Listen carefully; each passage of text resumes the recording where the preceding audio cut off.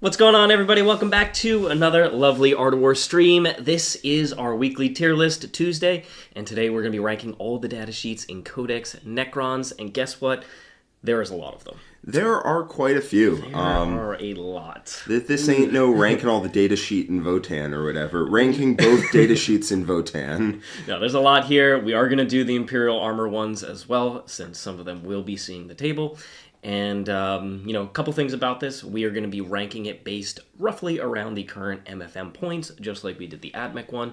Most of the time, with the previous codexes that we've seen in 10th edition, the points don't change that dramatically. Something might go down 5, maybe even 10 points. Something might go up 5, 10 points. Usually the changes aren't so dramatic, so we're going to really be basing it on what this datasheet does, how valuable is it to a Necron army, and then, rough points estimate will fit into there. Yeah. In addition, there are actual detachments with rules for Necrons in here, and they all do very different things. So we are going to rank units based on their best detachment, and we'll explain how that fits into things. Luckily, that's not that hard. The detachments, I saw somebody on Reddit calling them more like armies of renown, if you played back in the day when that was real. They're kind of like that. Units don't tend to get buffed in multiple detachments. Yep. Unless you're a Catan, in which case you get buffed by none of them. Yeah, there's several detachments where you get extra tools for a particular datasheet, and then there's some where your datasheet is just amazing, because it interacts with everything. Yes. So we will be ranking them kind of based on those synergies, and we'll explain that. In addition, if you like this type of content, please subscribe to the channel, give us a like, leave a comment below letting us know what your favorite Necron datasheet is, as well as what you think of the rankings when we get to the end of this. And also please tell your friends. All of that massively helps us grow the channel. In addition, if you haven't checked it out, last week we did Codex Adeptus Mechanicus, and we did the ranking system for them, so go back and check that out as well. And for Necrons, this Friday, Jack and I are going to sit down and build a list for Necrons that'll be played live on stream next Wednesday. So tons of Necrons content coming out. We also did the Codex review on the, 25th, 26th? Something like that? Something like that. So go back and check that out for both Necrons and AdMech. And that breaks down all the detachments, all the different rules, the changes to the data sheets. So if you want a full, in-depth breakdown of it, head back over to that Codex review. Yeah, everyone's getting distracted by my coat right now. It's not even as cold as it has been. Jack has actually become a true Floridian. I'm just styling. When you see somebody from the Northeast in Florida with a coat on, you know they have become a Floridian at that point. Yeah. Jack has passed that point. Nick has passed that point. It's unfortunate, really. I still, as you can see, hold on to that Northeastern blood, even though I've been here the longest. That's right. Refuse to give in to the Florida man. I just gotta whip out my style. Maybe I'm a little toasty for it, but that's a dedication to my craft. That's dedication. You gotta be toasty. Mm-hmm. All right, well, we got speaking of toasty, gifted 10 Art of War memberships from Fate Stay Dreamer. Thank you so much for the generous donated subs. And if anybody was so generously gifted a sub, make sure you click the accept button from YouTube. Should be a notification for it. And once you go ahead and accept it, you'll get all the awesome benefits of our War and Bronze tier, which is access to our international Discord community, where there's a lot of different ideas floating around about Necrons and all the different books right now. And in addition to that, you get our weekly 10-minute tips and the strategy session as well, and the first part of the Masterclass series. So a lot of value in there, and if you want to upgrade, you can always check out the silver and gold tiers, or our own platform, thewarroom.vhx.tv, where you can subscribe with a 3-day free trial just to test it out, get access to our iOS and Android apps with all the awesome app features that you want for a video app. Yep. All right, let's go ahead and dive right in here. We are going to be doing it in the order of the codex so that you can just follow along when you get it and kind of just make sure that you can follow everything step by step. Absolutely. Okie doke. Starting with the man himself, and then the rankings here. Let's talk about the rankings. So I put some funny titles in here. Top of the tier. This used to be S tier or your auto pick, whatever it is, your tournament staples. This is the Silent King's Beloved. If these units aren't making your lists, especially in the particular detachments that are buffed by them, get them in there. Yeah, basically the way this works is top tier is going to be your top tier picks. They're going to carry the strength of your faction. They're going to be very, very strong, and they're going to do good work for you constantly. The next one down is going to just be solid units. They're not going to be the workhorses of your lists. Maybe they will. They're going to be okay, right? Yeah. They're not going to... Just a strong choice. They're just a strong choice. The next one down are going to be more niche picks. If you have a particular game plan that benefits that unit, if you have a particular game plan that wants that unit, perhaps you can include them. It's something you might think about. It's something that feels like a really narrow role, but maybe in a particular meta, against particular types of armies, on particular terrain formats, you just want that role in your list. It's not spectacular, but it does that specific thing. Yeah. Destroyer Cult Brain is not awesome. I'll tell you that. You don't want it. You don't want it. You don't want it. Anything in that tier is not great for a variety of reasons. And then the Silent King's Disapproval is comically bad. Usually things get put in that tier because they are non-functional for some reason. They just don't work. Maybe they're a Stormhawk Interceptor. Who can say? Think of Nick's 60 Flayed Ones idea from the previous edition that he never played against me, even though he dared challenge me. That's right. That would be Silent King's Disapproval. So there's going to be a couple down there, but I don't expect too many to find their way down here. There's some pretty good data sheets in this codex, let me tell you. That's right, Logan. Top tier is your top tier. That's the kind of hard-hitting content you come here for. Exactly. That's quote Jack on that one. All right, Silent King. He got several buffs in this codex, which is nice. He got a lot of things. Got a +1 movement. Silent King previously moved 7 in the index, up to 8. Extra inch of movement is not bad. But the key changes here are going to be to his reroll 1s to hit and wound aura, which was restricted to ranged attacks previously. And now it's just attacks, which means you can actually buff combat units. And that really helps when you think about the Overlord detachment, the Obeisance Phalanx. And in that detachment, you really want to run things like Lychguard, Triarch Praetorians. They really, try and force you to run those type of units led by Overlords. And if you do, the Silent King actually lets you do quite a bit of damage in both shooting and combat. So really nice change there to help the Silent King out. And then his other aura used to be just reroll charges. Now it's also +1 strength. So another buff trying to help out some of the melee data sheets in this book, which is nice because they were kind of really underperformed in the index. And then finally, his other aura is a little bit less useful than it was at the beginning of the 10th edition, and that is ignoring modifiers to your characteristic. It's still good against armies that want to battle shock your OC away. The Silent King really helps there, like Tyranids, but it used to help you with the damage mods and AP mods, and Games Workshop, at least the US Open Tournament Series, has ruled that it doesn't affect that, and I expect a lot of tournaments and formats like WTC to follow that ruling, so not as strong of a rule. We haven't gotten that in a more official context, unfortunately. GW is still kind of silent on the matter. All we know is that for the finals, the WCW, they ruled that modifiers to your characteristics do not apply to ignoring modifiers to your characteristics do not apply to modifiers to your weapons characteristics. A stance I personally disagree with. Me too.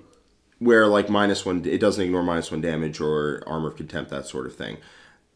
Those are the two mods that you most want to ignore, to be honest with you. That and maybe movement mods, and movement mods are ignored, and that's pretty dope.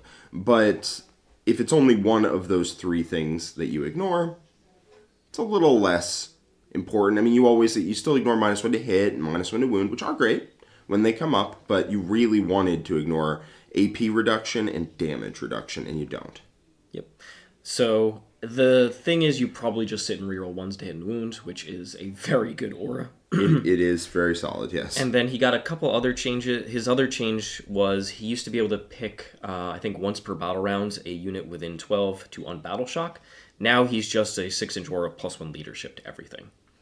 Once again, not the end of the world, but it does help when you get units whittled down, or if there's armies that are trying to modify your characteristics and you're not sitting in ignore mods. I will say, for such a centerpiece, expensive model, he doesn't do a lot of work on his own. And his buff aura is good, but not great. It's fine, right? +1 leadership and reroll 1s to hit and wound are fine, but they would be much better on an army that had, like, decent damage output. Like, your hardest hitting melee unit is probably Skorpekh. They come stock with reroll hits. Mm-hmm. Your hardest hitting shooting unit probably also comes stock with reroll hits if you're taking Canoptek Immortals. And reroll wounds. Reroll 1s to wound natively. Reroll full rerolls to wound if the enemy's on the objective. Exactly.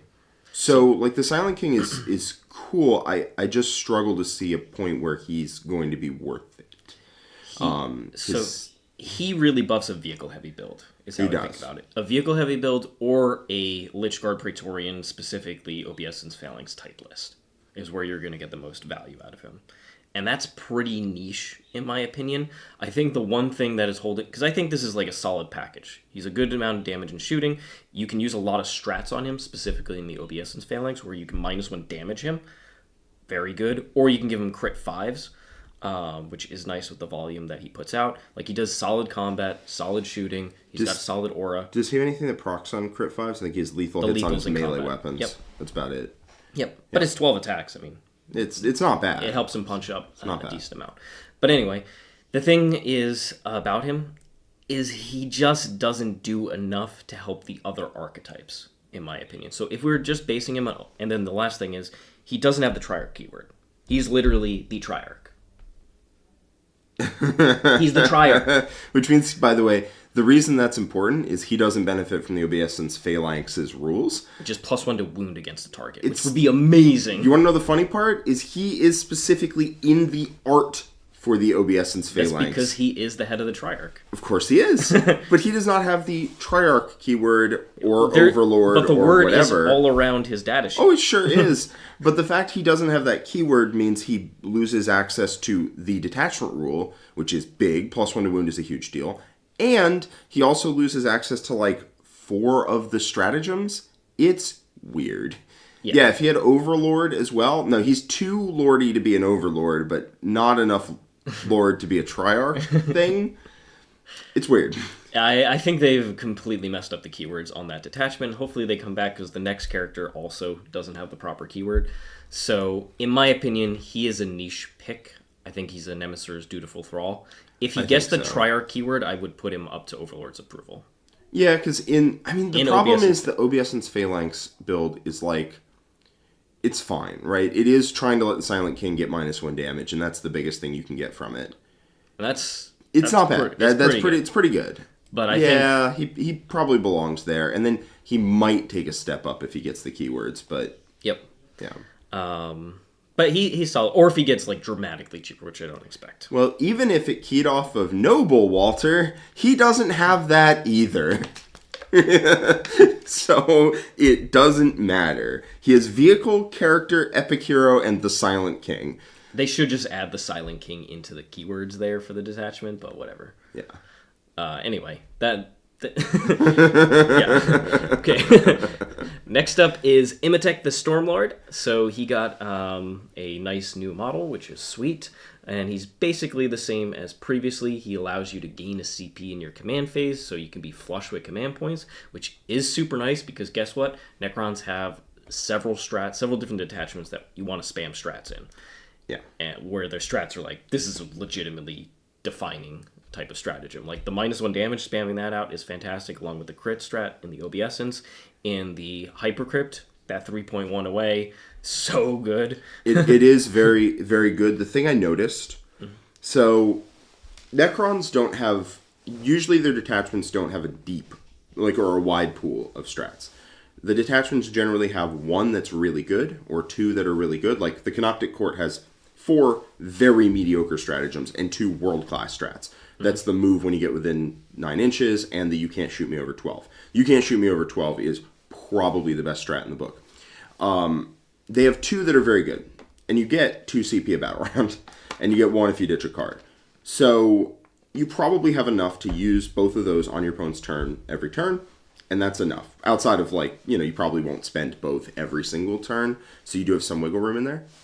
But what you don't have is the ability to use the strat multiple times in the same turn, and you only tend to have 1 or 2 strats that you want to use, and on top of that, you don't have grenades or things of that nature, right? The Catan are monsters, they can't tank shock, so you don't have that natural outlet of things to burn excess CP on. Mm-hmm. So I think Imotekh suffers a little bit from that, where that extra CP is not quite as big a deal as it would be in Space Marines, where Calgar gives you an extra CP, and you're doubling up on strats, and you're you're using 15 different strats all simultaneously because you're charging with a whirlwind, tank shock, grenade, you're going to ground or whatever. You're just using a lot more stratagems. Also, the Space Marine stratagems tend to be like you're going to use all 6 as opposed to you're going to use 1 or 2, and they're really, really good. So Imotech's dope, but I've noticed that. I think he suffers from that. So the one place where you would want him, right, is once again the Obsessence Phalanx, because you want to take Overlords to access the +1 to wound. And Overlords, whether the one with the Translocation Shroud or the regular one, let you double up stratagems. However, he doesn't have the Overlord keyword, so doesn't benefit in the detachment. The one place where you really want the extra CP because you can actually double strats doesn't work because he's not an Overlord. No, he's not an Overlord. He's an Imotekh. So he doesn't proc off the thing. What is going on? So I looked at it because I was like, all right, I actually really want extra CP in this detachment when I was writing that list. And then I'm like, he doesn't have Overlord, so he's not helping the unit that he's in. What is going on? So yeah, 100 points for purely 1 CP a turn, and then occasionally you do some mortals, and then everyone claps. Really, you're including him for the CP. Yes. The other thing is, in an Immortal squad, when he gets access to 4 rerolls to wound on an objective, he actually puts out a good amount of damage. He would put out a very good amount of damage if he could get +1 to wound. Yeah. Yeah, because then it's a decision. Do I want to take Imotekh or do I want to take an Overlord? Mm-hmm. And the Overlord, gives you X and Y abilities, and Imotekh gives you a CP and a Mortal Wound Bomb, and that's dope. But unfortunately, the the Overlord also gives you +1 to wound in that detachment, and on top of the other abilities. And then I don't think outside of the Obsessence Phalanx you really want to take Imotekh. Yeah. So I think he's fine. He's fine. As a data sheet, he's totally fine. He's middle of the pack. If he got the Overlord keyword, then an Obsessence Phalanx, I think once again he goes up here and actually competes with the Overlords. But for now, if you want to run him, there's no problem with him. He's a solid data sheet. Extra CP is cool, but he's not really needed in the most competitive lists. There's only so bad gain a CP every turn is going to be. Yeah, 100%. And that's about where it is. Yeah. Yeah. Especially because they have good strats now. Yeah. All right, Illuminor Szeras. So this guy is now a 3-inch aura of battle line units. So that's Necron Warriors or the lovely Immortals. Get -1 AP, so Armor of Contempt, and +1 AP to their weapons, both shooting and combat. So this is specifically, I really like him in my Immortal builds because he helps them punch up into trash units that want to try and tie you up. In addition, you actually start getting quite a bit of AP. And then in Canoptek Court, you can get access to Ignores Cover on an enemy unit on an objective. So you can actually start doing quite a bit of damage. You can also proc a bunch of dev wounds. He is the defensive anchor for an Immortal heavy build. Now, if you want to go for Warriors still, and armies like the Hypercrypt probably still want to run some amount of Warriors, then if you can either run Orikan and just have that unit be durable, relatively durable, or you can have Illuminor Szeras here to help, because cover stacking with -1 AP is just very solid and it's easy to string back to him. He can kill stuff in combat and get his aura longer, but, I mean, how many times has that ever happened? That is a very Winmore mechanic. If Szeras is in there mixing it up, maybe you don't actually need your auras to get bigger. They will, and that's cool, I guess. Yep. One of the downsides here is that you're not really running Awakened Dynasty as much because it's not the only choice anymore. And you can't just stand him back up, which was really sweet if he ever died, because he is quite tanky with a 4 Theano Pain and 9 wounds. But he's still, if you're running Immortal, at least 20 Immortals, he's a consideration. If you start running 30, then I really like him a lot. Yeah. How do you feel about Illuminor? So my problem with Illuminor is I keep wanting to put Immortals in lists. And I'm sick, I can include 2 units of Immortals. And then I'm then I have to include Szeras. And I can't fit that. So I think if you build your list around the Immortals first, I definitely think you take Szeras. I think he doesn't slot into an army that's trying to do something else alongside the Immortals package. But I do think you need Szeras if you're taking Immortals. So that package might just end up being somewhat expensive and then becoming the core of your list. I think he's quite good. I would say probably Overlord's approval. Like, as soon as you start running, like Jack said, at least 2 units of Immortals, you start considering him because he dramatically increases. You really have to put real firepower into these guys to pick them up. You can't just put chip damage in. That will do nothing. If you've got an Overlord in the unit and you've got, you res D3 and then you pop the res orb and you go D6 and like, they're 1 wound models. They're mostly coming back to life and then you're getting shot again. It's not super fun. And reroll wounds on unit on objectives so good. Shooting combat. And they're high OC as well. In the Canoptek Court, they reroll full hits as well. If if you put forward the minimum required effort in order to get it. If you do anything, if you play 40k. If you play the game of 40k, you get reroll hits. And then in your shooting phase, you're rerolling hits, rerolling wounds. You have an Overlord, you're free stratting the Dev Wounds thing, and that's a whole build unto itself. All right, heading over to Mr. Trazyn the Infinite. That's a name you probably haven't heard in a long, long, long time. And that's because his rule is, besides that when a character dies, he can swap into that unit, and by killing that character, he gives you sticky objectives. And Necrons are probably way down on the list of armies that want sticky objectives. You just have high OC everywhere. Wait, what is if he's controlling an objective, he's sticky? If his unit, yes. I will say that is useful in the Hypercrypt. Mm-hmm. In the Hypercrypt, you do want to sticky objectives. It's the same reason that Grey Knights really like Strike Marines, because they like to sticky the objectives. Before we get on to the fact that he's not that great, the reason you want sticky objectives in Grey Knights and in the Hypercrypt is because at the end of your opponent's turn, what you want to do is you want to pull the maximum amount of your units off the board as you possibly can, and then see what your cards are, see where the board state lies, and make your plan from there. The problem is if you pull a unit off of an objective, you don't score points for that objective. You need something there to hold the point while you pull the units off, look at the board, make your plan, go back onto the board. And with Trazyn, you do get to sticky an objective on your home field, and you can just...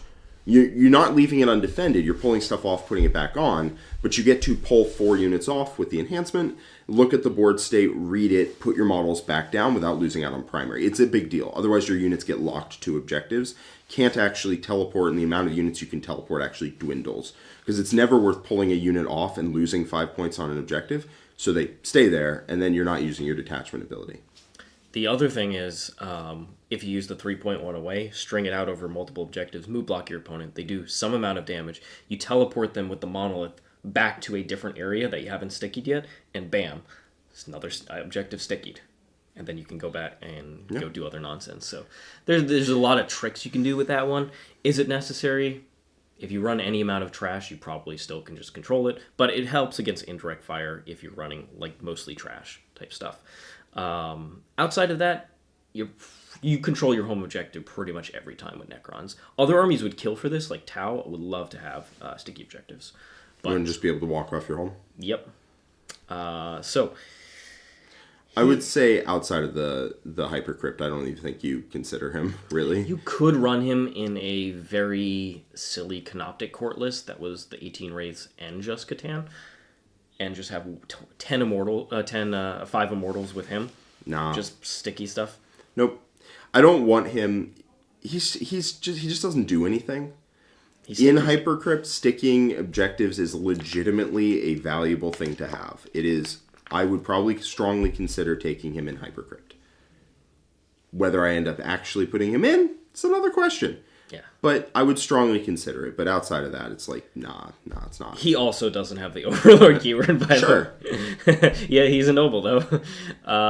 So how you feeling about Mr. I honestly think he's going to be a Nemesis Dutiful Thrall. I could see... Just because of Hypercrypt? In the Hypercrypt, I could see him falling into Overlord's approval in the Hypercrypt specifically for a hyper-specific application, but I'm not willing to put him up that high for that. Because he might actually still not make the list. He's not great. He's bad. It's just he's the only source of a rule that Hypercrypt happens to want. There is the cool scenario where like it's late game, it's like turn 4, you decide to kill one of your characters across the board, and he joins the unit, then Sticky's the objective, and you win the game. But it's so like niche that I don't even know how you would do that. They like precision out your character, and you're like, surprise! Yeah. All right. Okay, next up is Mr. Orikan. So, best known for making Necron Warriors as quite durable, with a 4-up invuln. In addition, he can randomly, once per game, proc a bunch of potential dev wounds in combat. He is quite solid with Warriors, so if you want to run a Warrior brick and still be quite defensive, he's a very good option, especially if you don't have Illuminor Szeras to help them out with the minus AP. But Warriors have taken quite a hit in this book in general. Running 20 Warriors is going to be less and less common, I think, in most detachments, in my opinion. Yeah, I think he loses value simply because the Warrior datasheet is not the same as it was. When you had basically infinite respawning Warriors, if your opponent couldn't just kill it in an activation, he was enormously valuable because he made it so that it was very hard to kill them in one activation. Yep. The way you got through them was to try to punch through their armor, deny them saves, and hand them 20-odd wounds, and kill them. But then he prevented that with the invul. Mm-hmm. But now it's very possible to chip down Warriors. If you do kill like 10, it's not going right back to full. No. Every aura that would buff them is now 3 inches, not 12 or 6. So even if you include all the support and chain yourself 3 inches to 2 separate models, you're only getting back, 3d 3+1 if you're taking the, Awakened Dynasty. When that is, I mean, I know that's a lot, but like that is not nearly the instant snap back to full that they were. You kill 10, they probably go back up to 20-ish. Then you kill another 10 and they don't do anything. Yeah. Whereas before you killed 10, they went back up to they got 8 back. You kill another 10, they get another 8 back. And it was miserable, but and while they're not quite as good at that. He can go into Immortals. You don't need that. Illuminor Szeras' buff is much better for them. 3-up save sitting in cover with Armor of Contempt is a lot stronger than 4-up invul, in my opinion. And it opens up the Cryptic slot for other guys who are better with Immortals. Yeah. I will say, he's also a lot worse outside of Awakened Dynasty because he hits on 3s when he goes Super Saiyan mode instead of 2s. Yep. Because I didn't get that +1 to hit, so he's a lot less reliably damaging. And yeah, he can't. If he could join Scythe Lychguard, I feel like that would help a lot. Yes, it would be fantastic. But he can't. He can join Immortals and Warriors. Yeah, they took that away. So I think Orikan is more like Oricant. Is that the generic Cryptek? This is the old model for Orikan. I see. They've mixed old and new models in here. Yeah. Sick. Oh no, that you are right. I grabbed the wrong one. Boop. That's the old model for Orikan. Orikan. Yeah, he's... I just don't know when I would include him. Yeah, as somebody who loved Orikan, was like an auto take in most of my lists, I find it very hard to fit him into the new codex. Yeah, even though he got a new model. They destroyed the reanimation-centric game plan that old Necrons basically were locked into. And I think that's fine. Somebody was... I talked about this after the game I played with Necrons on YouTube last week. Mm-hmm. Somebody was always feeling bad after a Necrons game before. Because either you could crack the 20-man or you couldn't. And if you couldn't crack the 20-man, then you just got cheesed out of a game. And if you could, then your opponent got cheesed out of a game, and no one was happy. And without the reanimation-centric game plan, Orikan just doesn't have a home. Yep, I agree with that. But his data sheet isn't so heinously bad that the Silent King disapproves. Yeah, he's fine. If you want to include Orikan, you certainly Aura can, but I certainly Aura won't. Yeah, it's Aura sad. It is Aura sad. Next up is the Overlord with Translocation Shroud. So this is the brand new model. This is the new Overlord. He has all the fixins that you want, so he can go into Immortals, Lychguard, Necron Warriors. He's got his Overlord's Blade, which is fine. His Resorb is the same as the other ones. It's end of a phase, once per battle. You get D6 back, which is nice buff. It's fine. It's fine. I think they could have left the Resorb the same as it was, and it would have been okay. Probably could have. Yeah. But they did not want to leave any survivors of the reanimation wars. Then, so he does the 0 CP for a strat, and you can use it even if you use it already. So there are some actual good battle tactics in this book, which means this is actually a relatively valuable rule. And then the Translocation Shroud is the unit gets to, when it advances, just flat 6. And then it also ignores terrain and models horizontally. Oh, but that means surely if you join Immortals, you can't shoot if you advance. Wait, their guns assault. Yep, if you run the Tesla. In addition, if you happen to be in the Awakened Dynasty, you can also just get assault that way. Yes. With the Protocol of the Sudden Storm strat. So, very, very good here. If you look at the Overlord, which we can do simultaneously, he has more war gear options, can still take the Res Orb. But his thing, instead of flat 6 advance on your unit and ignore enemy models and terrain, he's -1 damage for himself. That's worse. he hits harder, right? Because he gets a Tachyon arrow that will miss. And then No, you can't take the Tachyon arrow with the Res Orb. Oh, you can't? Previously, you couldn't.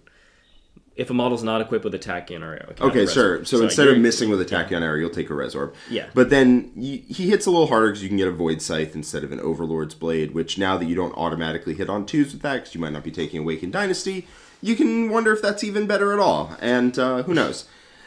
Yeah, the regular Overlord, kind of garbage. Kind of garbage. He was very good at the beginning of the edition when you could double any of the good strats. But since the September Balance Update nerf, that rule isn't quite as impactful. It's a bit more now that the Codex actually offers some solid battle tactics. But his rule basically doesn't exist, and the Overlord with Translocation Orb actually has a good rule. Yes, the Overlord with Translocation Shroud is legitimately very good. Is he Silent King's beloved, or is he Overlord's approval? So let's think about the sort of things that we want to put... Let's just take a moment, a beat to ourselves. Yep. And think silently about what kind of units we're putting in Silent King's beloved. Mm-hmm. Yeah, he doesn't go in there with them. He's not an auto pick. No. But he is a very good choice if you want to run an Overlord in your units. So Obeisance Phalanx, I think he actually is an auto pick in there. But outside of that, he is just solid if you want to run him in Immortals or Lychguard.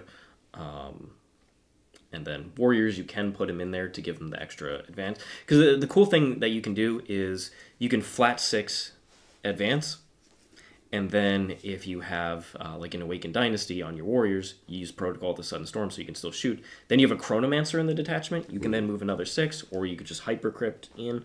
There's some tricks you can do. So it opens up plays, which is really nice for Necrons. Yeah. It's really also good in the Canoptek Court in Lychguard. You take an Overlord and you take a Plasmancer in the unit. And the unit's, like, expensive, but not crazy expensive.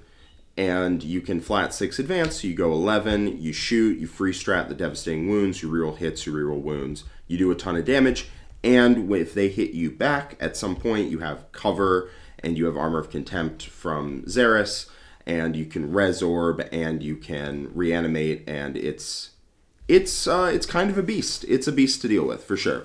So I think the Overlord with Translocation Shroud slots neatly into where you put it, which is Overlord's approval. Yep. I'm going to put him at the end because he's a new model, so his graphic is separate. So I'll put him around when needed. The Overlord, on the other hand, the basic Overlord, which I explained what he does, which is barely anything, he does not stack up. He doesn't go in any, like, a It'd be shocking unit, if you run more than 2 Overlords, let alone 3 plus. Like, I just don't see a reason to run the regular Overlord over the Overlord with Translocation Shroud. There's just no reason. He is completely pointless as a data sheet because you're not running 3 Translocation Orb guys plus some amount of actual regular Overlords. That's just not even real. Not even in the Overlord detachment would I do it. Yes. He's basically pointless now. He has completely overshot. He has been invalidated, I would say. Yeah.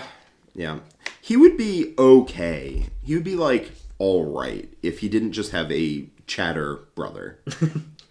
Yeah. But he does. He does. He really does. Yeah, he's got some problems. All right, Catacomb Command Badge.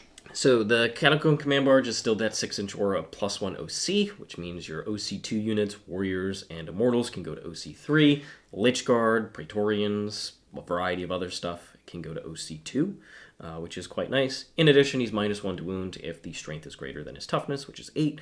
He's relatively durable with 9 wounds, the -1 to wound, 4 up invuln, T8, and he also has a Resorb that can work on mounted units in addition to infantry. He is -1 to wound if the strength is higher than the toughness, which I believe is new.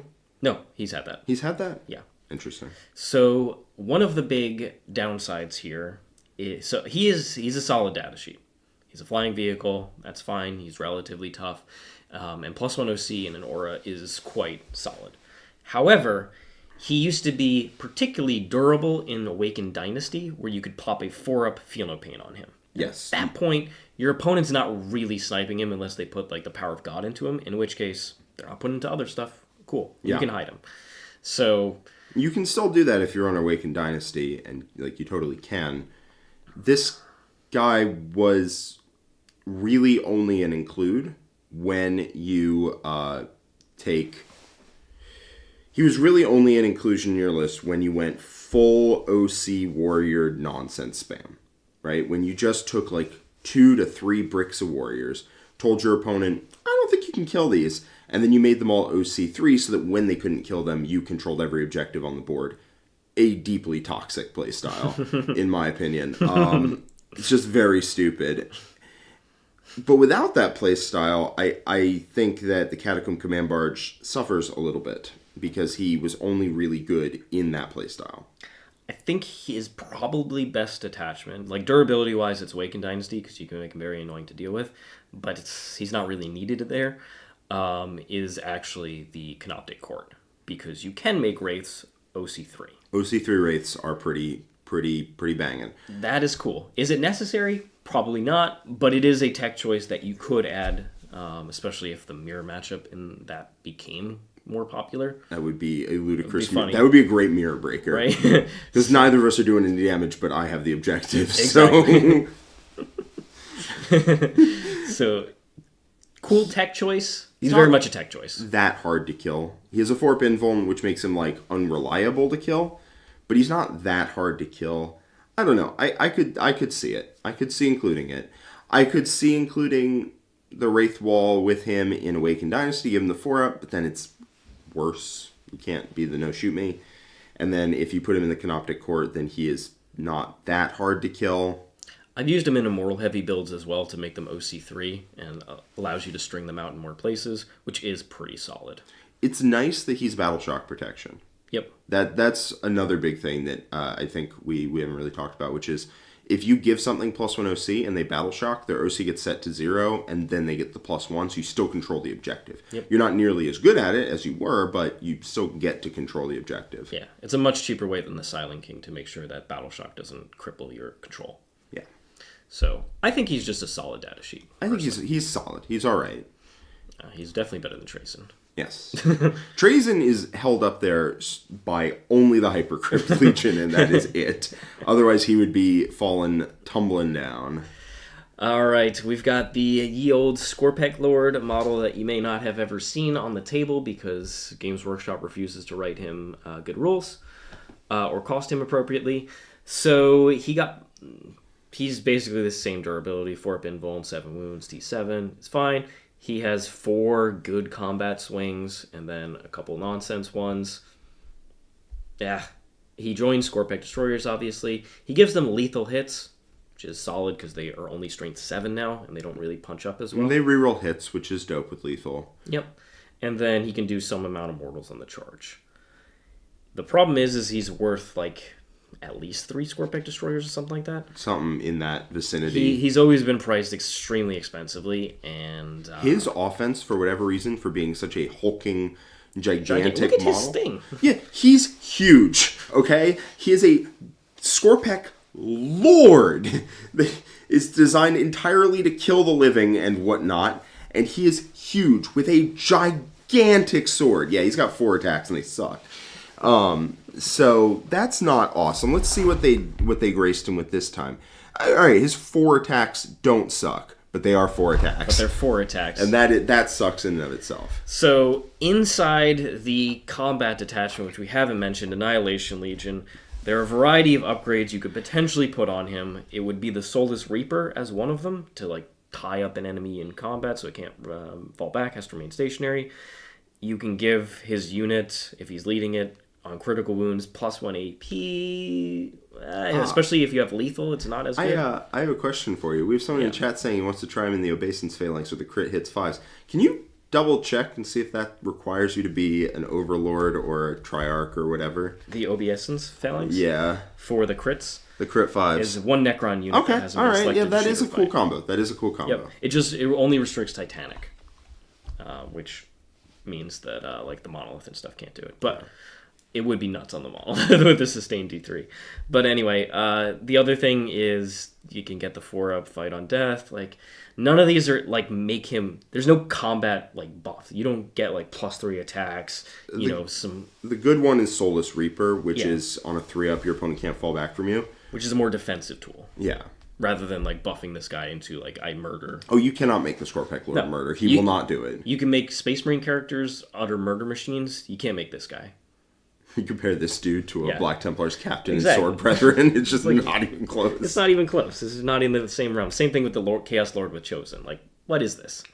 Yeah. If he, as people in chat are pointing out, if he like gave sustained because you have devastating wounds on the unit. I like Skorpechs. I don't like Skorpekh Lords. He is just pointless in my opinion. I don't think you would ever run him. No. They'd have to make his cost like ludicrous. They'd have to make him basically one Skorpekh for you to want to run him. Maybe two. Maybe two Skorpechs. I don't know. Yeah, he's just not good. Yeah, he's not great. He skipped over Destroyer Cult Brain, which is tough. He skipped straight past it, straight down. All right, Lokhust Lord. So this guy is the better version of the Skorpekh Lord. So he goes in the Lokhust Destroyers or Lokhust Heavy Destroyers, and he gives them crit 5s, and they either have sustained or lethal, depending on which weapon choice you pick. So quite solid there. In addition, he himself rerolls hits and wounds if the target is below half strength, which he himself isn't really doing too much of anything. No, he's got, a Staff of Light? Whoop-de-doo. I mean, you take the Lord's Blade. You take the Lord's Blade, and he does okay in combat. He gets a Res Orb, which is neat, but outside of that, he's just a solid buff if you want to run the 6 Lokhust Destroyer package. Or if you really want to put him in 3 of the Lokhust Heavy Destroyers with the Sustained Gun. They actually do quite a bit of damage. With crit 5s, it really helps, especially if you run it in the Awakened Legion, or Awakened Dynasty, so that you hit on 2s. Yep. Hitting on 2s with sustained 5s, and then like reroll 1s to wound, I think, just does a lot of work. Yep, he's also a character in that unit, so now they can access like the Veil, so that you could teleport them around, or any of these upgrades that help a particular unit. Yep. Now, unfortunately, the Destroyer one forgot that there's Destroyers that want to shoot instead of do combat. The Destroyer one in general forgot a lot of things about 40k. I looked at that one first, and that was also a mistake. The thing is, they just they only focused in on Skorpechs and Skorpekh Lord. They were like, all right, there's combat. Skorpechs do combat. Destroyers do combat. Like, what about all these other destroyers that don't do combat? I think they have a strat for shooting. I might be making that up for the record. Basically, but the attachment as a whole doesn't really equally help both types of destroyers. No, it doesn't. So I don't think you run the Destroyer Legion. I think straight up, I don't think you run that. I think you run, even if you go Destroyer Heavy, I think you go something else, which is embarrassing to say, but I think it's the case. I think in Hypercrypt, this guy with the Heavy Locust or a 6-man brick does a good amount. Like, can just pick an area, clear it, go back into reserve, clear it again, just force some screening. And in Awakened Dynasty with the Veil, it's also a solid unit. Outside of that, not really needed, in my opinion. Yeah, his unit definitely wants some amount of rerolls, and they just don't get that. No, he gets it from the Destroyers. They reroll 1s, right? Yep, they reroll the 1s. To wound or to hit? To hit. I forget. I believe it is hit. Each time model in the unit makes a ranged attack that targets the closest eligible, reroll 1s to hit. If the target is within range of an objective your opponent controls, reroll the hits. Never mind. Yeah, Never so mind. I was mixing them up. That's an upgrade on them. They didn't have that. They didn't have that before? Yeah. Got it. It's a big upgrade on them. That is a big upgrade. I really like that unit. Yep. Because they don't need any buffs. Nope. They just drop in, shoot, never mind. All right, that is a huge upgrade for them in the Codex. Love that. Yep. I actually think he's quite solid, because the Destroyer shooting unit is not bad. Yeah, that's I would at least put him in here. I could see he could go up higher. here. I think the unit might place higher, and he goes like there. Okay, that's totally fine. Definitely above that. I think Hypercrypt really does want a teleporting shooting unit. 100%. Sure. Yeah. Quinn Random was quite solid. All right, next up is... And then the Resorb's also quite good in that unit. Exactly. You're just like, oh, look, I got a guy or two back, and then D3, and, all of a sudden, yeah. Mm-hmm. Yeah. All right, next up is the Royal Warden. So the Royal Warden here has completely changed as a datasheet, because he used to be... He gives the unit Assault and Heavy. He was very cheap. Now he gives them Fallback, Shoot, and Charge, which he used to do in 9th edition, which, in my opinion, is a massive upgrade on Immortals, who, if you tie them up with, like, a Rhino, it's super annoying, especially if it's off an objective. But if you tie them up with Chaff, they can pretty much get through that. But as soon as you tie them up with something relatively durable, then they're just stuck there. Now they can just fall back and shoot with this guy. Yes. And the good benefit is that the Cryptech datasheets, which we will get to in a second, say that you can attach them to a unit with a Royal Warden or a Noble. Yes, if you couldn't attach a Cryptech to it with the Royal Warden would tumble like a tier or two. However, I think outside of the Obsessence Phalanx, where you actually want the Overlord, I really like in my Immortals having a Royal Warden plus a Cryptech. So it's really hard to tie that up. Yeah, I think there's two ways of going, right? You take the Royal Warden and the Plasmancer in the Immortals if you want to go cheap, and it's pretty good. Or you take the Translocation Shroud guy plus the Cryptech if you want to more reliably get off. You want to be a little faster, more reliably get your damage, because you get free strats, which you can't always afford a 2 CP strat. It's just not how the game works. So if you want to get the free strat when you're going that way, I think it's quite good. But you end up paying a significant amount more points. So you can take Royal Warden plus Plasmancer. You can take a Translocation Shroud plus Plasmancer. Both of them are quite good. So I personally think that he is Overlord's approval. I think he's fantastic with Immortals, personally. Yeah, I think so. He's at least as good as the Translocation guy. I think he's right up there with the Translocation Shroud, dude. You can take either one of those in Immortals, and they do different work, but they're both good. Yep. So just prefer whatever your playstyle is, and whichever Cryptech you prize more, will decide which Overlord / Warden you go for. Yeah. All right. But that's a really nice glow up, because otherwise Necrons don't really have that rule. They're just kind of there. So it's just an amazing rule. Fall back and do anything is so good. All right, Technomancer. Yep. Let's not even He's bother. just right up there. Let's not even mess around. He was already up there previously. The reason that he is auto there now is... Whoa. Jack. Wait, hold on. No. They took out Lychguard. They took out Lychguard. He can't go to Lychguard anymore. Take him out of the top spot. He can't go in Lychguard anymore. But there's a whole new unit I mean, how important could one extra unit that he can go in, how important could that be? What if it was even tankier? What, even tankier? Canoptek Reanimator? I don't think that unit's any good. You haven't seen it this edition. Not too often. You maybe like a couple MSU unit. But it is ludicrous when... What were they thinking? Wraiths gained a wound. So... Yeah. The difference between 3 wounds and 4 wounds is a massive deal. The amount of 3 damage weapons in the game versus 4 damage weapons, say chasm. Yeah, I saw somebody somewhere talking about how, it doesn't matter, because 2 damage weapons still kill in 2 hits. All right there, buddy. Not with 5 of Feel No Pain. Not with the 5 of Feel No Pain, and also damage 3 exists, damage 1 exists, and sometimes not every army is packing damage 2. But with a 5 of Feel No Pain... 4 wound models suddenly that are durable on their face, right? Toughness 6 with a 3-up armor, 4-up invul. And the 3-up armor does matter. Yep.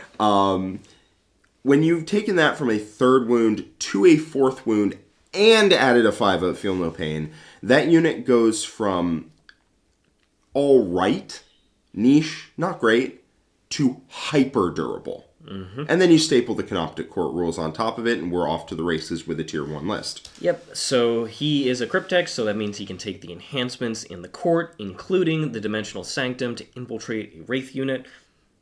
Straight up automatic. You know what Eldar hates? super durable, annoying units that infiltrate directly inside of them. Yes. In addition, the other cool thing about the one other awesome thing, I'll do that first, is the healing. Yes, it's a big deal. End of movement phase, you can heal D3.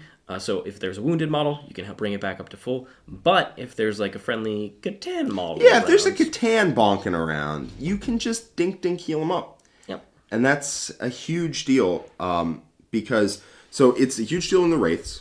Because if you're left with a wounded model, first off, your opponent could hit you. Second off, you could not res a new model the following turn because you still have a wounded guy and maybe it doesn't take over.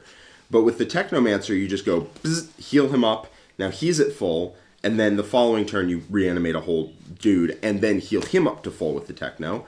Or if your opponent managed to commit their heart and soul and wishes and hopes and dreams and dropped a Catan to half health, and you heal him for D3 on your turn, D3 from the Techno, it's strong. Your opponent breaks a little, and actually break a lot inside. In addition, he gives Wraiths, or most of the Canoptek stuff, is leadership 8. He, by joining the unit, gives them leadership 6+, which is a big deal because there's a lot of leadership and battle shock modifiers. Yes. Yeah, super nice. If Wraiths were leadership 8 and you couldn't improve that, they would have some serious weaknesses. You battle shock before you do... before you reanimate, so if you were down to 2 models, you couldn't reanimate up to 3 to be immune to the battle shock. If you weren't leading them with a Techno, or if they were still leadership 8, they fail most of their battle shocks. Something like, Chaos Knights would have you battle shocking on 9s anytime you lost a model. Tyranids, not good. It'd be rough. But the fact you can take him to lead 6 is a huge deal. Now, the one small downside is that when he joins the Wraiths, he does give them, the unit gets the infantry keyword, so anti-infantry works against them. However... worthy sacrifice. Yeah, it's fine. That's okay. Anytime your opponent charges you with Aberrance, you will be sad because they'll pop anti-infantry 2+, and you're like, "Aww." Yeah. But or if you happen to run up against Crow and his Purifier unit, you're like, "Ah!" They still don't do that much damage to you. I don't care if they wound you on 2s. They have, 24 shots that wound you on 2s? It's like, all It's right. more than that, I think. It's 24 from the Purifying Flames. It's 1 shot apiece goes to 2, and Crow has 3 goes to 4, so that's 24. Okay, so they hit on 2s if they spend a CP, they wound on 2s, it's like 16 goes to 8, goes to maybe they kill a guy and change. With There's the a decent amount of anti-infantry, but it's not like ludicrous. Yeah. Like every army isn't just popping that. All right, so he's awesome. He's once again the Technomancer, and once again the best Cryptek. Eat your heart out, other Crypteks. Yeah. Okay, Psychomancer. Got a huge glow up. He was pretty darn mediocre once again in the index. He no longer is mediocre. Yes, he's very good. He If just you needs a want to home. you can do the Psychomancer. I would love to. Oh, hold on. We actually have to read this first. You have to read this specifically. We got, yep. Here's Horus, there's Horus, everywhere's Horus says, I saw someone super toxic take 3 Technos with 18 Wraiths in a battle report. What kind of monster would do that? Am I right? This guy. You know where I studied? I studied at the school of Walter Langendorf. Let's take 18 Wraiths and a bunch of other durable data sheets, and we're just going to push them at our opponent until our opponent decides that they've had enough of the game of 40k. And, I will continue to do it. I will not, I'll not be dissuaded. Yeah, exactly. Great point. Everybody who is sad that, the army's not super durable anymore because, the Warriors specifically got nerfed, just take Wraiths. It's different, but it's awesome. I think Wraiths are better designed than Warriors. Warriors, if you didn't get to the 20 threshold, then it's like you did 0 damage. Wraiths, at least you can at least damage them. And it's just them. really hard. Yeah, you can out-OC them. There are like ways to do things. You spend your turn. It doesn't feel like at the end of your turn you've done less than when you started, which I think is a horrible game mechanic. But now you at least are like, I killed 3 Wraiths. It's like, yeah, you did, buddy. All right, Psychomancer. So Psychomancer was trash. I don't even know what he did. I looked at it like 3 times. It was terrible. I think he triggered a battle shock test in a timing that straight up didn't matter. I think it was like in your shooting phase, you could battle shock someone. I think. Yeah, I'm not going to check. He had the 6-inch aura of the -1. It was something like that. It was you could battle shock someone in the only timing where it doesn't matter. And it was sick because on their turn they would unbattle shock, score the objective, and you're like, all right, I paid for this guy. Now, at the start of your command, movement, shooting, or charge phase, you can select an enemy unit within 18, and they take a battle shock test, -1 to that check. There's one key area that is very strong, and if you are familiar with the Neurolictor and the shenanigans that he can do, is if you battle shock somebody and they start failing with mods in your command phase. Your command phase, which is the key timing. Your command phase, all of a sudden they fail that battle shock, and you're like, wow, and in my command phase, I'm on this objective controlling it, not you anymore. Points. Yep, and you do not have to pick line of sight. Or if there's a hold more in play, and your opponent no longer controls a particular objective, you're like, well, I control more now. More primary. Yeah, and the best part of this is it's not in the timing that lets your opponent auto-pass. And it's -1, so they just walk onto your objective to contest it. You're like, yeah, that might work. Then they're battle shocked your whole turn, so they're not using strats in the shooting phase, you're in the fight phase. It's not as good of an ability as the Neurolictor because they don't have a bunch of abilities that key off of you being battle shocked, but that's okay. And he's not a lone op. Then he has a second ability that's an aura, which is in your opponent's command phase. If they're below starting strength within 6 inches, they take a battle shock at -1. So he becomes basically a Chaos Knight. So he denies nearby units the ability to score their primary, and he can pick units that are trying to stop you from scoring yours and tell them, take a battle shock -1, take a battle shock -1. And you can do this once per guy that you have. If you decide you want to take a couple, contesting your objectives is going to be misery. You have to pass like 2 or 3 battle shocks at -1. Use them just like the Neurolictors. You stack up, you are in range of this objective, and you're just like, no. So he has 2 abilities, to be clear. One of them is a passive aura. That means in your opponent's command phase, they take a battle shock if they're below starting, not half, which is very easy to do. You wound a rhino, take a battle shock test. So he's a passive aura of that, and they take that at -1. And then once per turn, and they give, in sort of any of the phases, pretty much, I think so. Yep.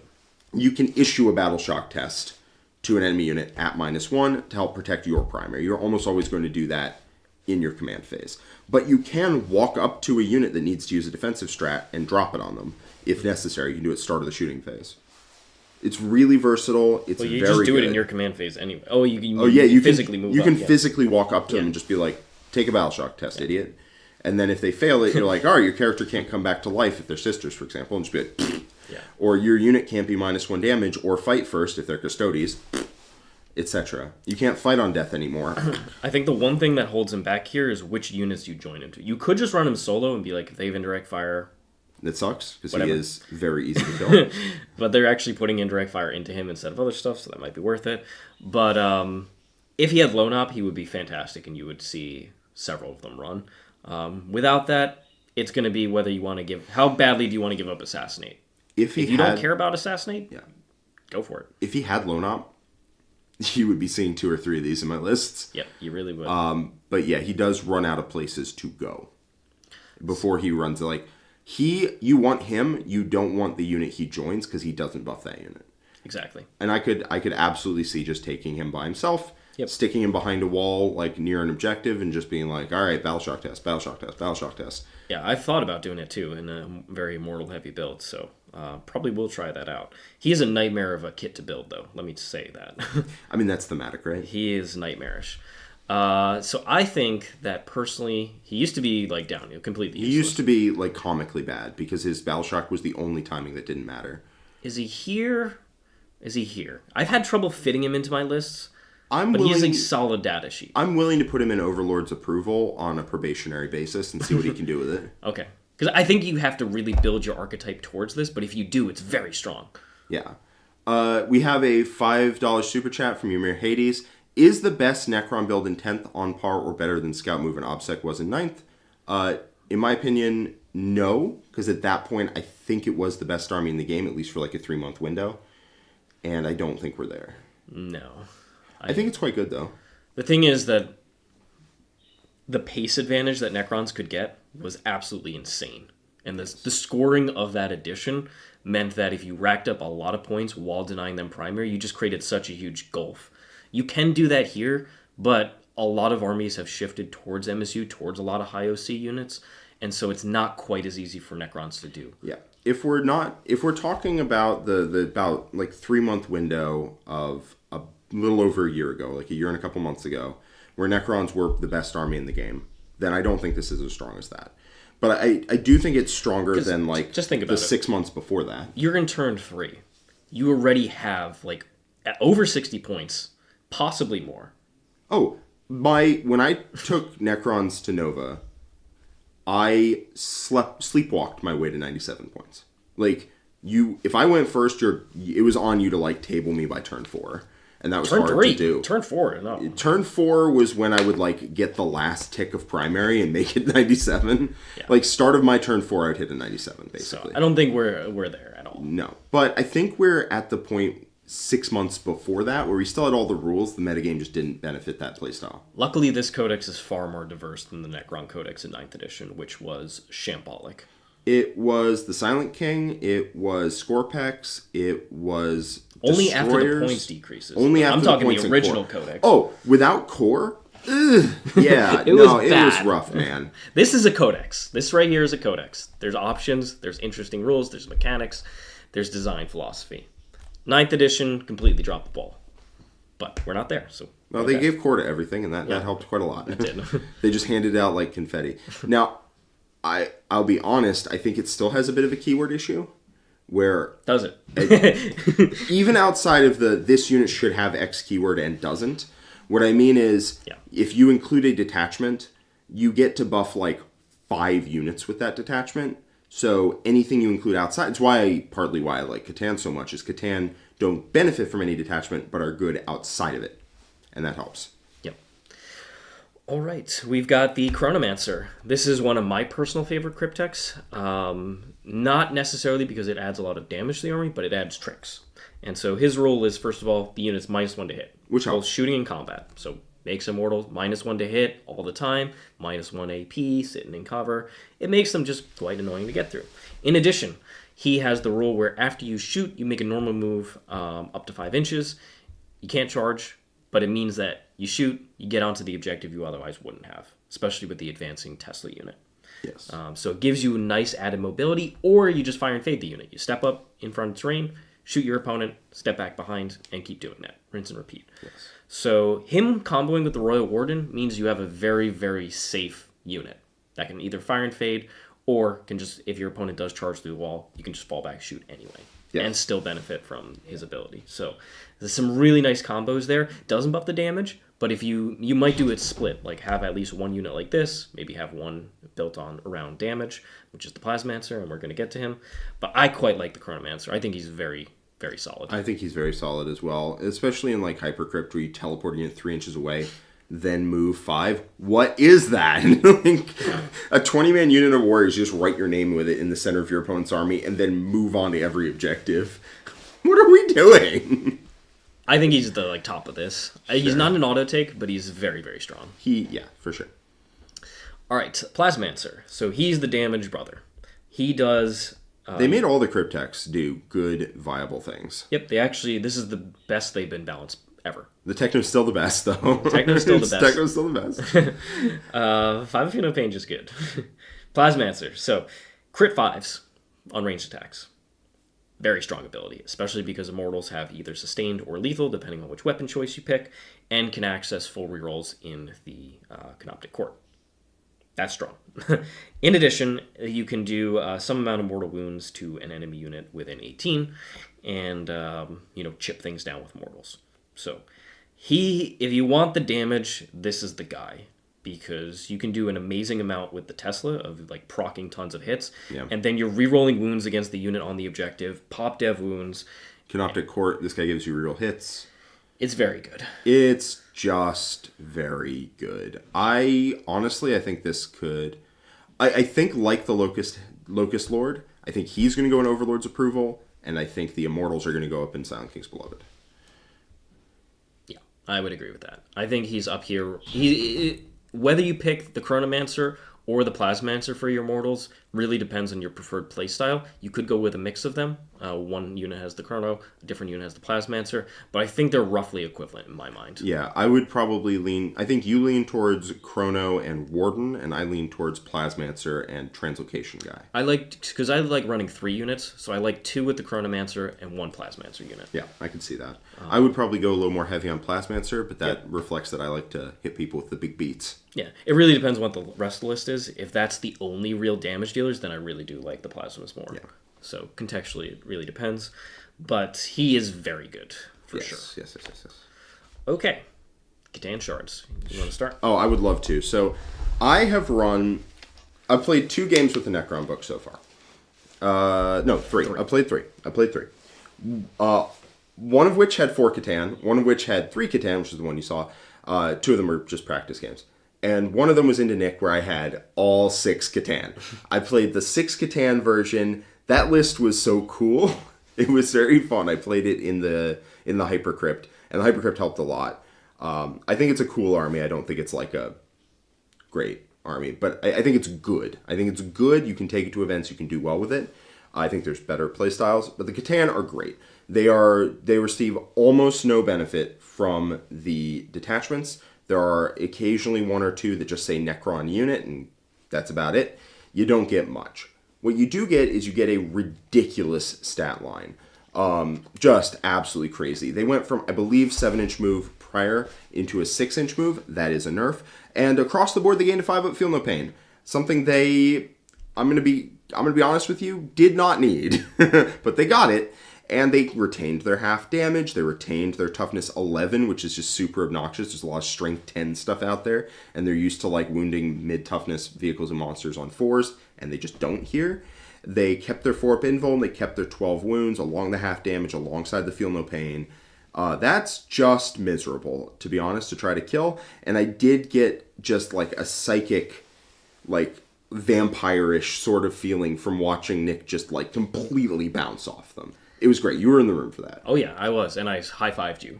Oh, in that double high fives. I was standing there as the Nightbringer took all of the attacks and was with 3 wounds remaining. It was just like, yeah, I will, in fact, be 2 wounds remaining. I think he lived that. I think he took 1 wound.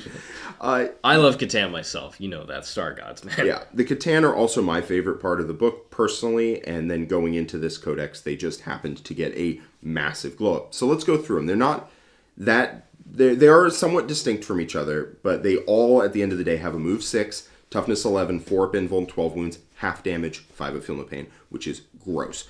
We are on the Deceiver right now. The Deceiver's gun is nothing to write home about. Like, no, I won't even say it's fine. It's bad. It's bad. It's not great. It's 6 damage 1 shots that have some cool special rules on them, but that doesn't make up for the fact that they're 6 damage 1 shots.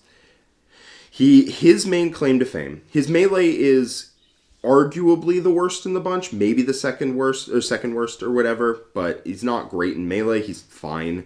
What he is most durable. He has stealth, which the other ones don't, which is a level of -1 hit, man. Just -1 to hit on top of that ludicrous durability is you just cannot shoot this guy to death. Like, you just can't. Unless you're like a Tau Crisis Bomb devoting their entire resources to the Deceiver, then sure, maybe, you know. Yeah. Like something with full rerolls, potential extra like lethals or something can do it, but like some las cannons are just not random. Yeah, hoping and praying is not going to work. No, it certainly will not. And then the other thing is that he has an OC of 6.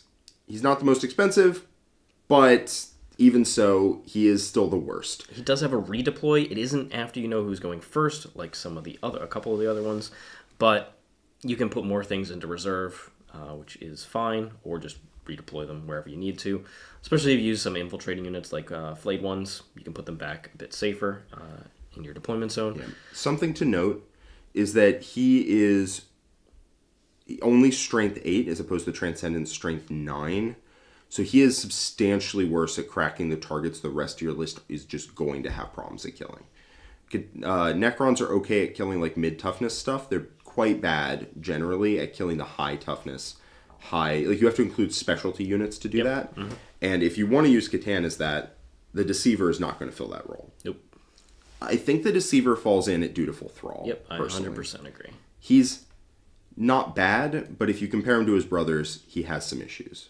Yep. I think he's the worst of them. Yes. Let's go from the worst of them to the best of them, the Nightbringer. The Nightbringer solves your, hey, is that a tough thing? I want to kill it problem super hard. He got +2 damage, as well as the 5 feel no pain that everybody got, but he got +2 damage on his strike. His strike used to be D6, it's now D6 +2, and he will just kill things when he goes into them. Yep. I love the Nightbringer. He is not expensive, and he gets in there and beats people up while being super durable. He slams... I think he's in Silent King's Beloved. You think he's an auto-take in all armies? I would not write a Necron list without him. Really? I don't think so, but we can put him up there because he is sweet as heck. And I think he's the best out of the Catan by far. Yeah. I don't think he's auto-pick, but he is very solid. Yeah. The problem is like if you run him by himself, he isn't that hard to deal with. It's when you threat overload with enough durable stuff, that's when he's difficult to deal with. It does. A lot of targets. It does help. You have to play a little more. You can't just put him into your opponent. Exactly. Quinn did try with the Hypercrypt, and I was like, even Admech killed him. Even Admech did. Well, if you just slam him in by himself solo, then yeah, he is going to have some problems. But he can just lock down a flank because you don't expose him until after he gets in and starts killing stuff. He is the best, and he is the cheapest. And personally, I think he is just up there in Silent King's Beloved for me. I think in a threat overload list, he's up here for sure. 100%. Outside of that, I think if you're just running a Catan, he is the choice as well. But I don't think he's auto-pick in that case. But we can put him up there because I think he's the only one that actually belongs up there. Yeah. Do you want to... I can keep talking about Catan if you can do the Catan and I'll do the other data sheets. All right. So we got the Void Dragon, who is my personal favorite as far as appearance and coolestness. He is not awesome. The reason... Compared to the Nightbringer, he doesn't do a ton of damage. Compared to the Transcendant, he doesn't teleport. But what he does do is, again, he contributes to that threat overload game plan if you want to run it, and he helps solve the high toughness vehicle issue. And that is a real issue for the threat overload archetype. Just dealing with a carnivore or a brigand or something. Otherwise, it's very hard to kill. He walks into it and kills it. So for that, I would say he should go in Overlord's approval, because if you're running the threat overload sort of list, then he can walk in there and deal with those problems. He also heals more than your standard Catan, because as long as he can wind up within 12 inches of a model of an enemy vehicle, he doesn't have to have line of sight. He'll just do D3 mortals, heal for the same amount, which is huge. If he's healing for D3 and then D3 off this, and then you have a Technomancer, he'll heal up to full really quickly. His Voltaic Storm is good, if a bit situational. It's just a lot of shots with sustained 2. I've had it put in really good work for me, and I've ran him in all 3 of the games I played. It's the healing that puts him over the edge for me, is the fact that plus Technomancer, plus Reanimation, it can be very difficult to deal with him if you are just hanging around lots of cheap vehicles, which is a good part of the meta. Yeah, absolutely. Finally, rounding it out, we got the Transcendant. The Transcendant has a lot of the same, has the same defense, but what he has is mobility. Everyone else moves 6, and so you need something to let them become part of the game. Whether that is you have a durable army that pulls your opponent forwards and lets you get those charges, or whether you have a way to teleport them, you need some way to get them in the game. And the Transcendent teleports, which is super good. And he is not as durable as his 4 Feel No Pain version, but he still is very durable, especially for his points cost. And he can teleport, and he has reliable damage. His shooting attack is fine. It's okay. It's a bit short range. But his melee just delivers repeatedly. And he teleports around. He's a monster, so he can shoot while in combat, which helps because you want to do secondaries with this guy. So you teleport him into your opponent's deployment zone. I know against Nick, he was like, you can't 3-inch deep strike onto my home objective. I was like, sick. Transcendent is going to 3-inch deep strike right off your home objective. Would you like to do something about it? And he was not able to do so, and the Transcendent took it the following turn. Capture enemy outpost, baby. That's right. So, yeah, the Transcendent is really, really good. Probably the second best one. And because he teleports around, just has the mobility, doesn't need an army to support him, doesn't need anything. and he just hops right up in there in Overlord's approval. I think in a threat Overload style list, the way I think about it, right, is in the Wraith build, if you take 1 Catan, it's Nightbringer. If you take 2, it's probably Nightbringer Transcendant. If you take 3, it's Nightbringer Void Dragon Transcendant. If you take 4, it's Nightbringer Void Dragon Double Transcendant. And 4 is a bit unwieldy. I played that version. It was a little unwieldy. The triple Catan version, awesome. 6 Catan in the Hypercrypt is very funny, very fun, of middling power. It's not a bad army for sure. I was impressed. But it had problems controlling objectives. I was beating Nick quite soundly on the board and couldn't translate that to points, and that was a problem.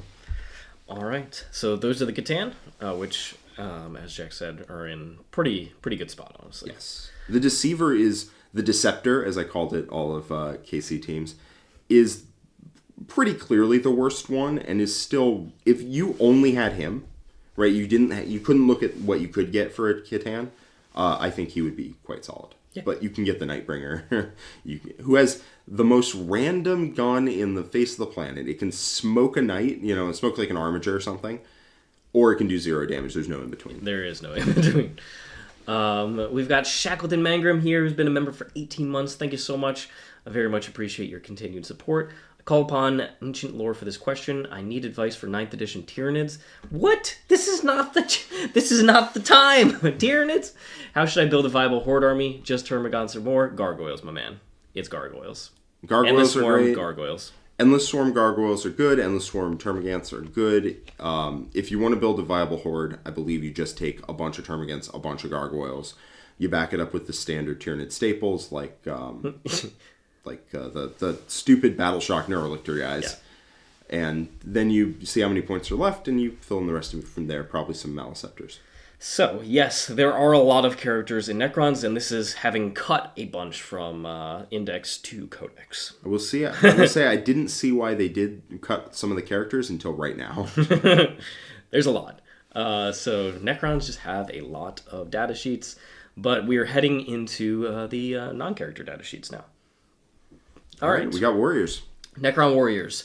Their rule used to be they reanimated D6 if they were on an objective you controlled, flat 3 plus D3, which was enormously consistent with the ways you can manipulate reanimation. Now there are less ways, and the ways that exist are a bit harder, more niche, more limited, all that stuff. So they still have basically the same profile, but that is the big change to their datasheet rule. And it's a huge one. It is a massive one. It means that you aren't guaranteed to just bring a unit back to full if you get it down to a couple models. Yeah, I've played games into Necrons, just at the WCW, I played a game into Necrons where I missed by like 1 or 2 models, and by the end of the phase it had 19 Warriors back in it, and I was just like, alright, what's... Yeah. Like, if I charge it, it'll also heal back up, yeah. So... So it's not the same anymore. Now, what is it? So in the Hypercrypt, like Jack already mentioned, you take a 20-man brick, it's in reserves, it comes down 3.1 away, potentially moves with the Chronomancer, and you just get move blocked into Oblivion. Now there's then the Monolith, which after you resolve attacks into it, if you don't kill all the warriors, it then teleports away. It's no longer Strength 5 on the Reaper. Apparently that was a change. Yeah, that is a change. But honestly, the Reaper never did damage. Nothing... The unit barely did any damage. Yeah. So this thing, it's not quite as durable, but for shenanigans and stuff, you can still do quite a bit. I think they're best in the Hypercrypt, personally. You can still do a decent amount of stuff in some of the other detachments if you really want to run them, but I think the Hypercrypt is where you can actually do quite a bit of nonsense. Specifically move blocking, controlling space, and then teleporting away. Yeah, I will say I think that the worst part of this book is the fact that Warriors were the central part of the playstyle in the Index, and then they decided that Warriors had no role really in the Codex. They could have rewritten their ability to do something else. Mm-hmm. Instead, they just kind of removed it, which I get that playstyle had to go away, but they could have given Warriors a new role to make it so that you still wanted to play with them, just in a different context. Yeah, and they just took it away. Rerolling your die on a D3 is just nowhere near the same as getting, 5 or 6 models back. Yeah, I feel like they killed the datasheet instead of transitioning it to a different playstyle, and I think that's what they should have done. By the way, Shackleton wanted advice on Tyranid hordes in 9th edition specifically. In 9th edition? He's not playing 10th. He's playing 9th. No. Go bother John. Find John. All right. So, Immortals. Sorry, we didn't place them. So, I think that in the Hypercrypt, they're probably here.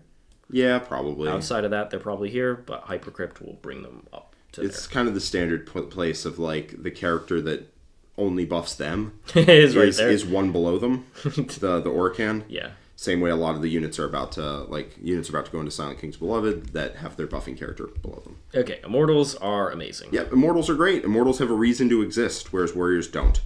Immortals are your other OC2 unit natively. They reroll 1s to wound and get full rerolls to wound if your opponent's on an objective. And guess what? If your opponent's not standing on the objectives, you're getting a lot of primary. And they still reroll 1s to wound, which is good enough if they decide that they don't want to play the game. The Tesla gains 6 inches, is 24 inches, and has that assault. So you can just advance the unit up, and you can use the Chronomancer if you want to, or whatever.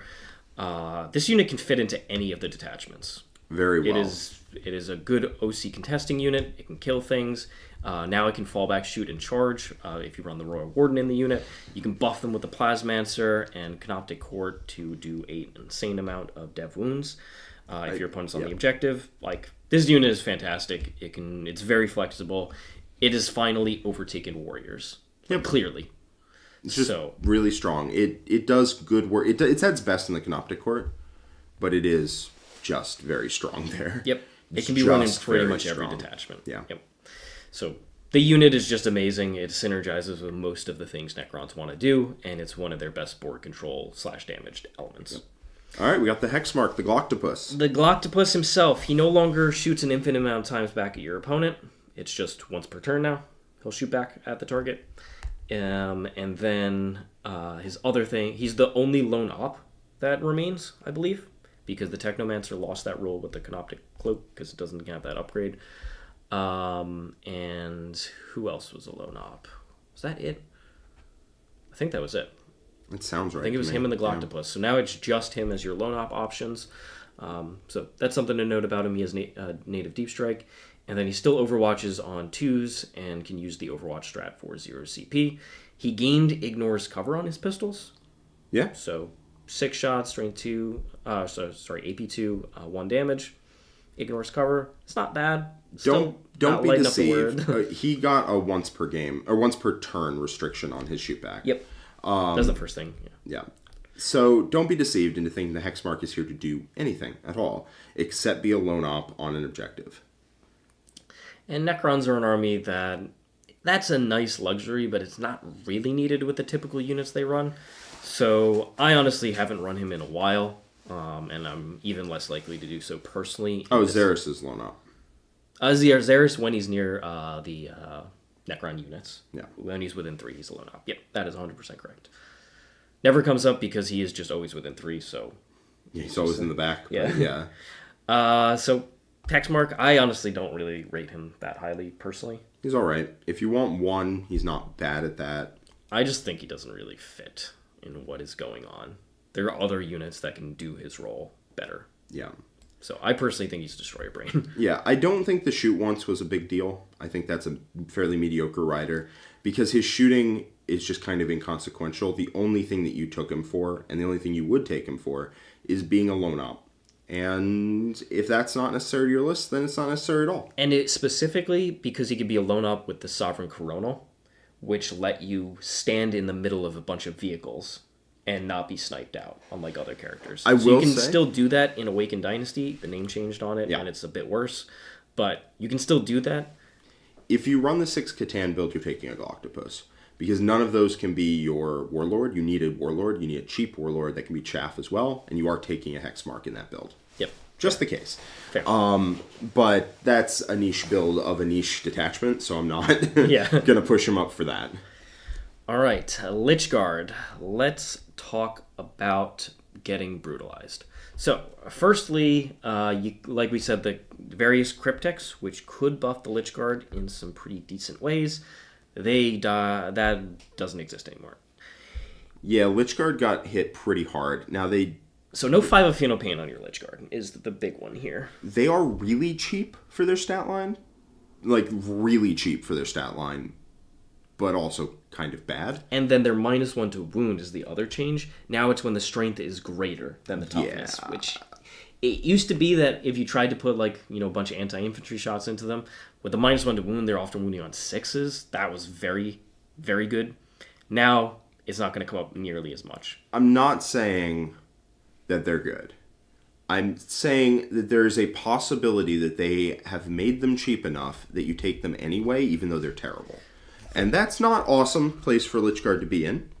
We'll have to see if that's how it works out. Their best detachment is the Phalanx, where they can get +1 to wound on a target. In addition, there's a couple strats that specifically they can gain precision. Whatever. And then they also can gain a 4-up fight on death, which is also pretty mediocre. That's very mediocre. Probably the best strat is they get +1 OC. And they get +1 to wound if they're targeting their worthy foe. Yeah. It's not like that's their best detachment. So yeah, I feel like they could have just made them hit a little harder, please. Give them +1 attack to both their profiles. Yeah. Sure, you don't want them to be so durable your opponent breaks their face on them, but like... What they should have done is what happens in the lore, which is that you run the shields up front, scythes in back. That's just how it works. I think... You mix the unit so that you can have your shield guys up front to tank, and then the back guys have the scythe to do the damage. You just can't do that here. You should be able to do that, and they should have given them +1 attack each. Games Workshop, if we're trying to play by the lore, we need to adjust this data sheet.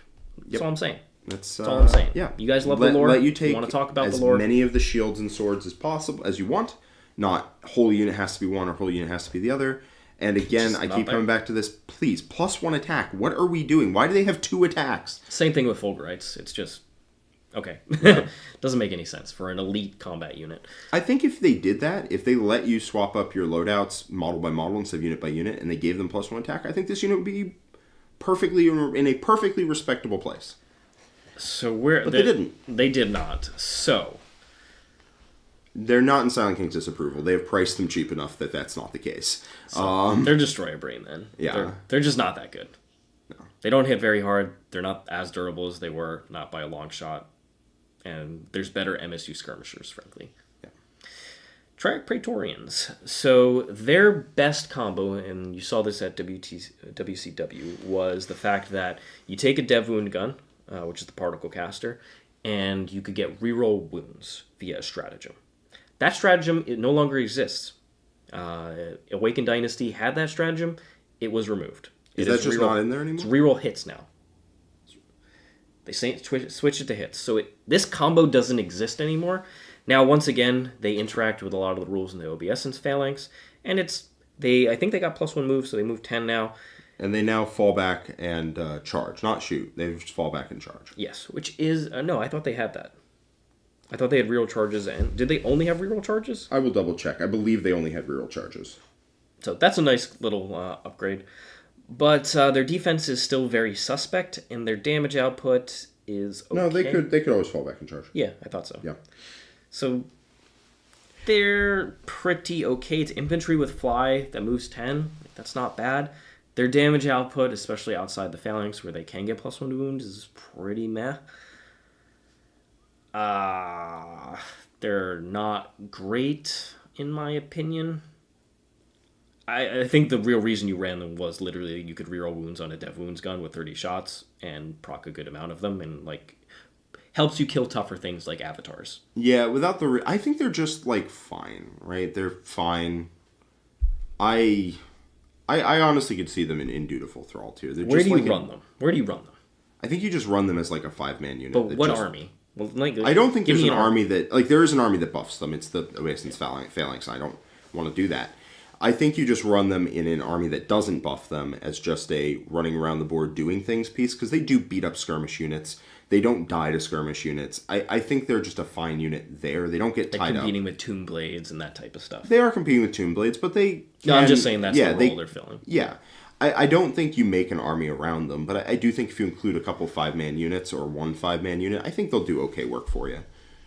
I think you take them with the Rod of Covenant. I think you take them with the Rod of Covenant, yeah. I think they're up there. I think there's room to drop them down here. It could be. All right, Deathmarks. So this is another unit that, in theory, should do some amount of damage. Never happens. They are literally there because they have Deep Strike, and also the shoot at something that comes in from reserve also just never really comes up.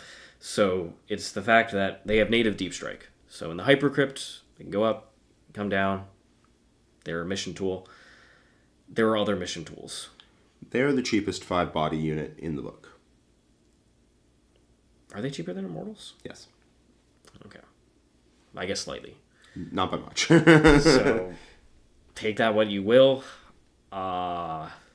It's not a lot, for the record. You want Immortals over these guys. I struggle to see what purpose. I'm not arguing for them. Like, I argued for the Praetorians. I might be wrong there.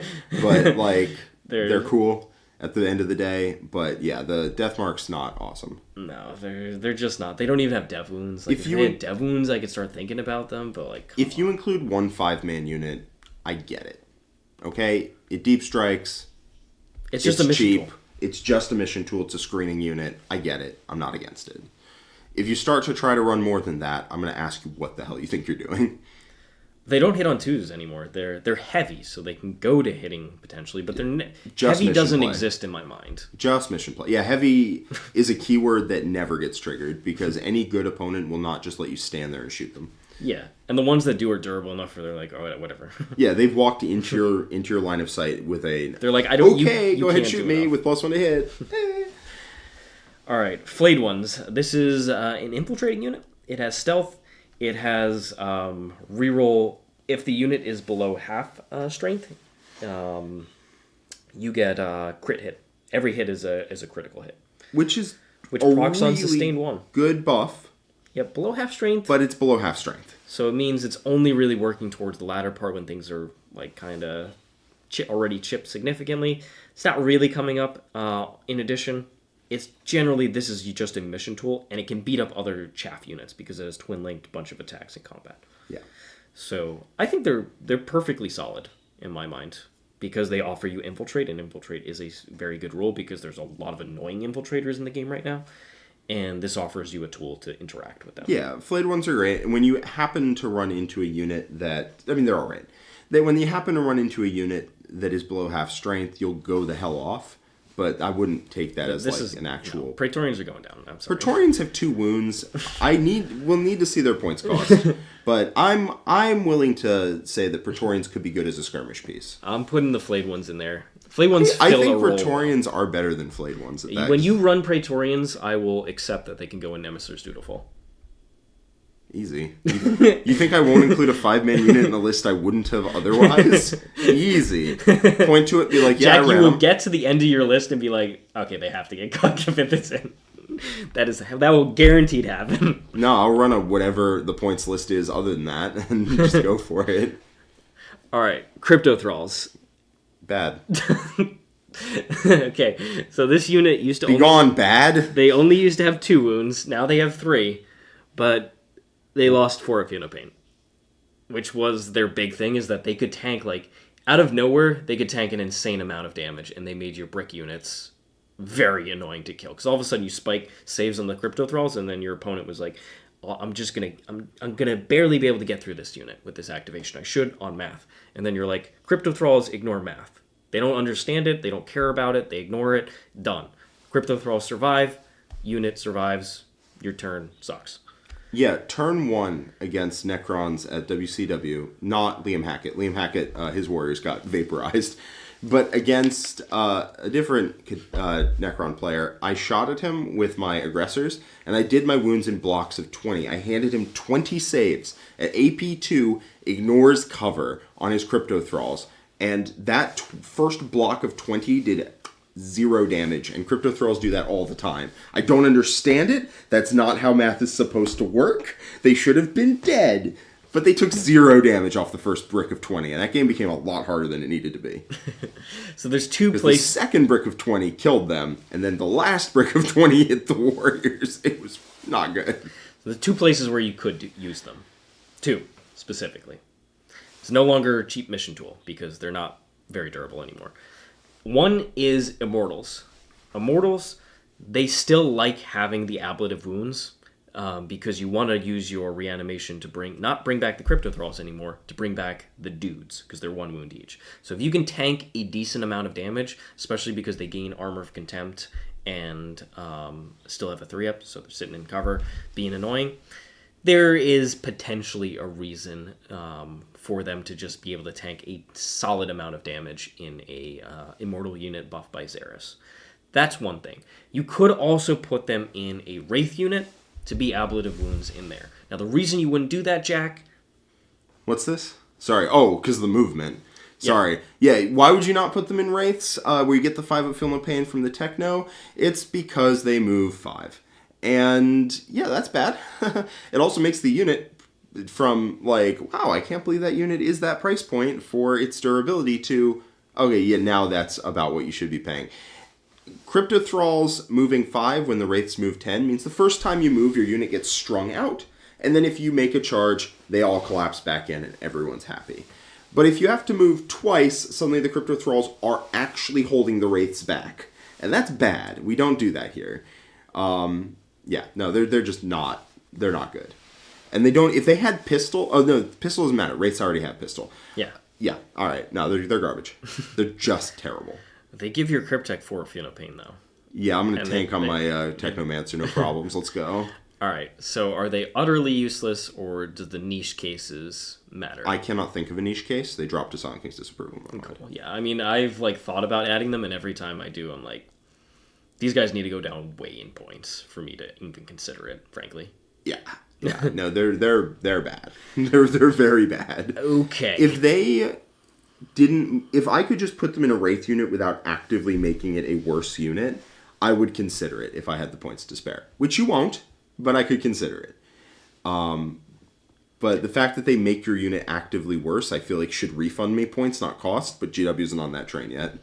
Hey, Justin. So if you were gifted a sub and want access to the Discord, all you have to do, you don't need a link for it, just go onto Discord, log into your account, go to the user settings, click connections, click the YouTube icon, and follow all the instructions there to sync your account and get access to our Discord community. It's all an automated process now.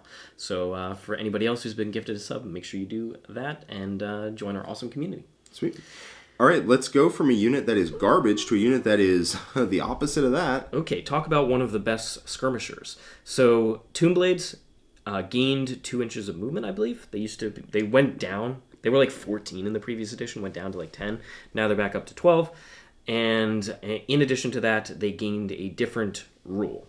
So, previously they had some better defensive combinations, like they were -1 to hit.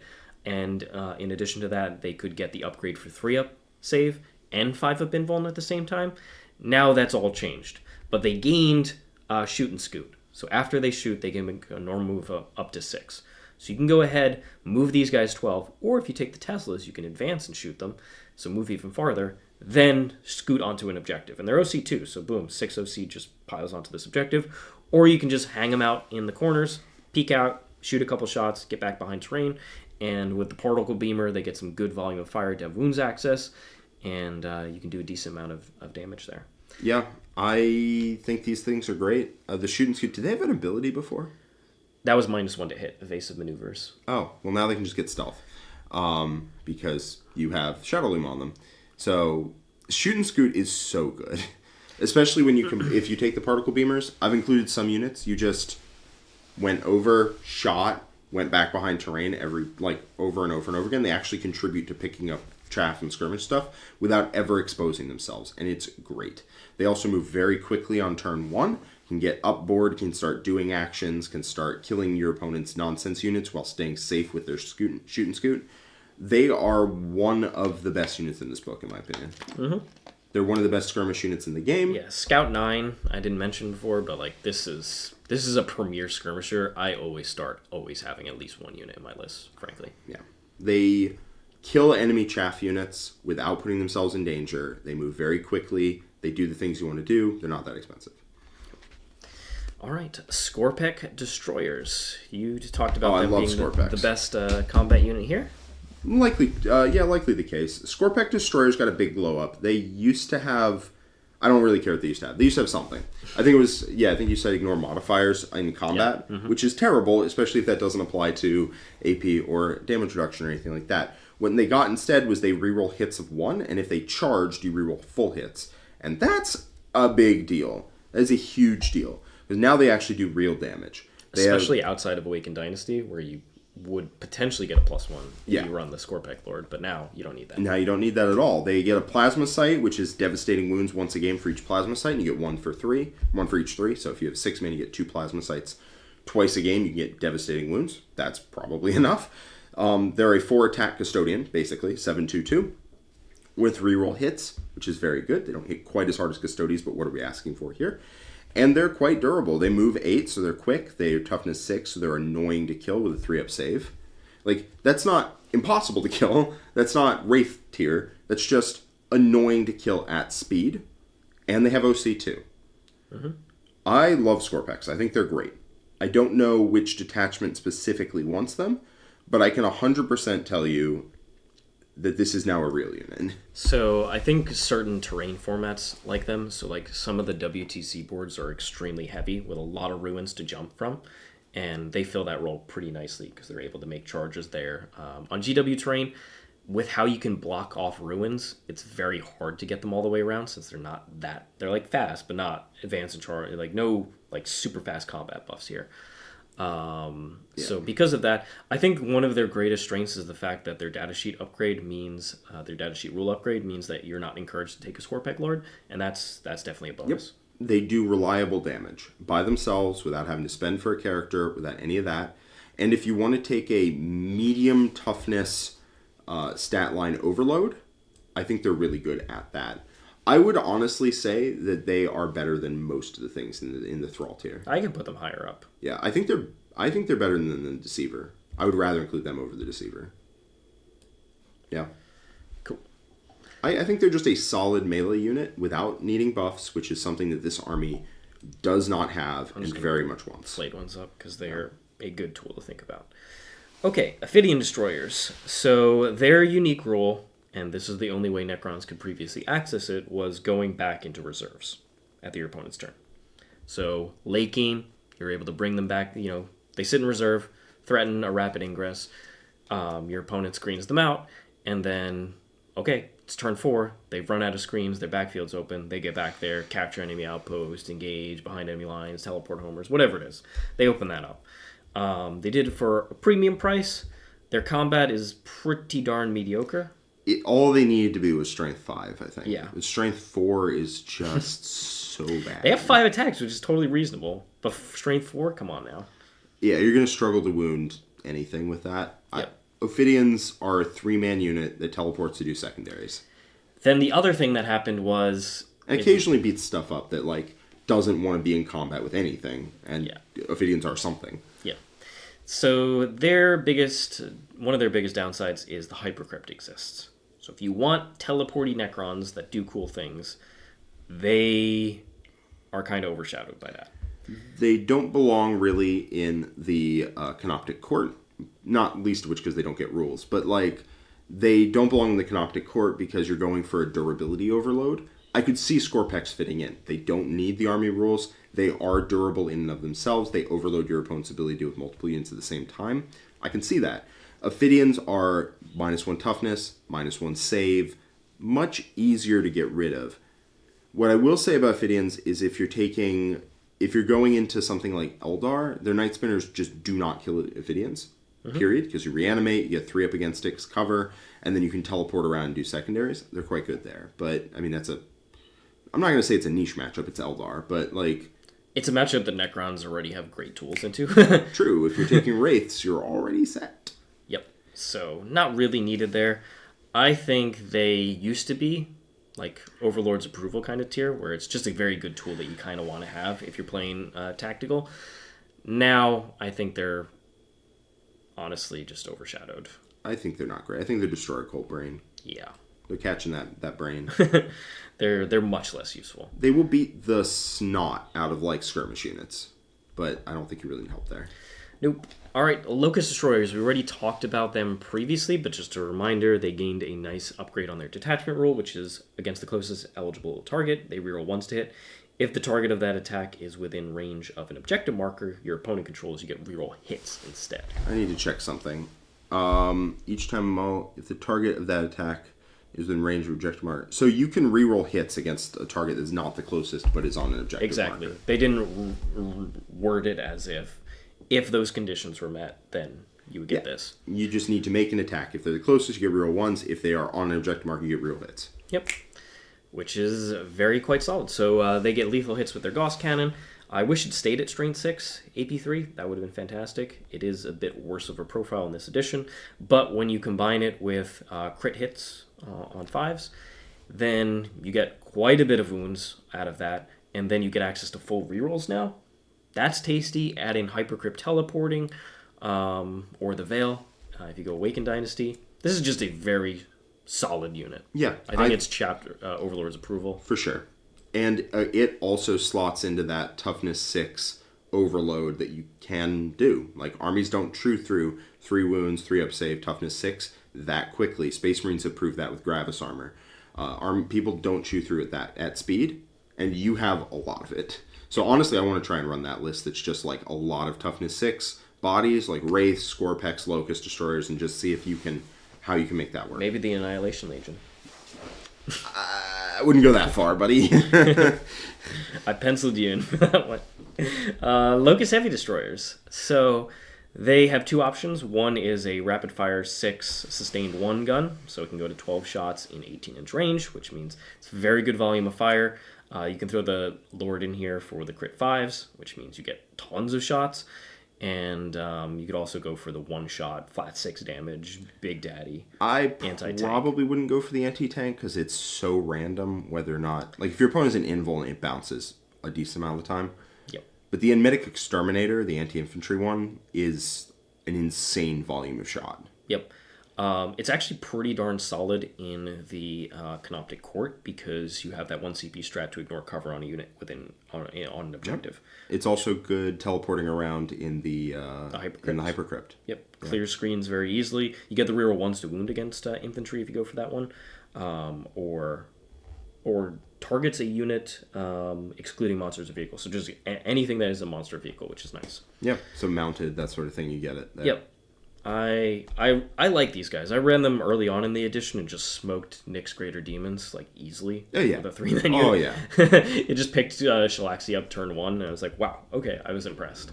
Their defense is suspect, but if they're in a threat overload army, totally. But being able to teleport them around gets those angles super nice. Yep, and they do also slot into that toughness 6 threat overload thing that I think is the next iteration of the list I want to try to build. Is the toughness 6 threat overload go wide style, kind of very Walter Langendorfy, but we'll see how that goes. All right, Canoptek Reanimator. Hero to 0. He used to be a 12-inch aura of get an additional D3 on your reanimations. Now he's a 3-inch aura. It is still possible for 20 mans to string back there, but basically no other unit is getting the benefit of this. Why are you doing that? To get your sweet 2D3? I was already, even in my main build with the Warriors and stuff, I already had dropped him because it just wasn't needed. And now I think he is very much not needed. Well, it is needed now. The main issue is that it's not there for you. Yeah. Because 3 inches is very stupid. I will see with the points drops if we can put him in that toughness 6 threat overload. I would not like his chances of actually making the list, though. Yeah. I think Silent King's disapproval is exactly where he belongs. He has an amazing rule. Just a 3-inch aura is so bad. In the MSU, spread the board type of Necrons, it was already hard staying within 12 with enough units to make it worth it. Within 3, no. Get out of here. Yeah. That's not how Necrons need to play. Because the problem is he's not durable, right? He can't be at the center of the battle ball rocking around. He has to be safe. Yeah. And that means your army has to stay safe, which means your army doesn't control the board? Nah. And besides Warriors, nothing can string back that far. So, goodbye, sweet Canoptek Reanimator. You were good briefly, twice. All right, Canoptek Scarab Swarms. They got a nice upgrade here. So what did they get? Well, while enemy units within engagement range of the unit, you minus 1 OC from them to a minimum of 1, fine. But they added, while the unit's within 6 of a friendly Cryptech model, you get OC 1. That is super nice because you can put them out. Yeah. Now they can do a secure no man's land, to storm hostile objective, and you just string them back to that, Cryptech that's behind the wall. Yep. And in the Canoptek Court, with reroll hits, they have a shocking amount of attacks with lethal hits. And you just fish for the 6s. You don't look for anything else. You're just like, oh, you actually took some wounds because I'm stupid like that. And then you blow them up at your opponent. But yeah, they're all right. Yep, they're, I think, just very solid. We're running out of space to fit things in solid, but they're going in there. Right there. Okay, the Canoptek Spider. So this guy really likes Canoptek Court. Yes. I would not run him outside of that. He gets to get all his upgrades, which is rare for a unit. Gets 2 particle beamers, you get the Fabricator Claw for the 6 up unit painting for vehicles. If you take a 2-model unit, you can also get the Gloom Prism. Yep. It's not bad.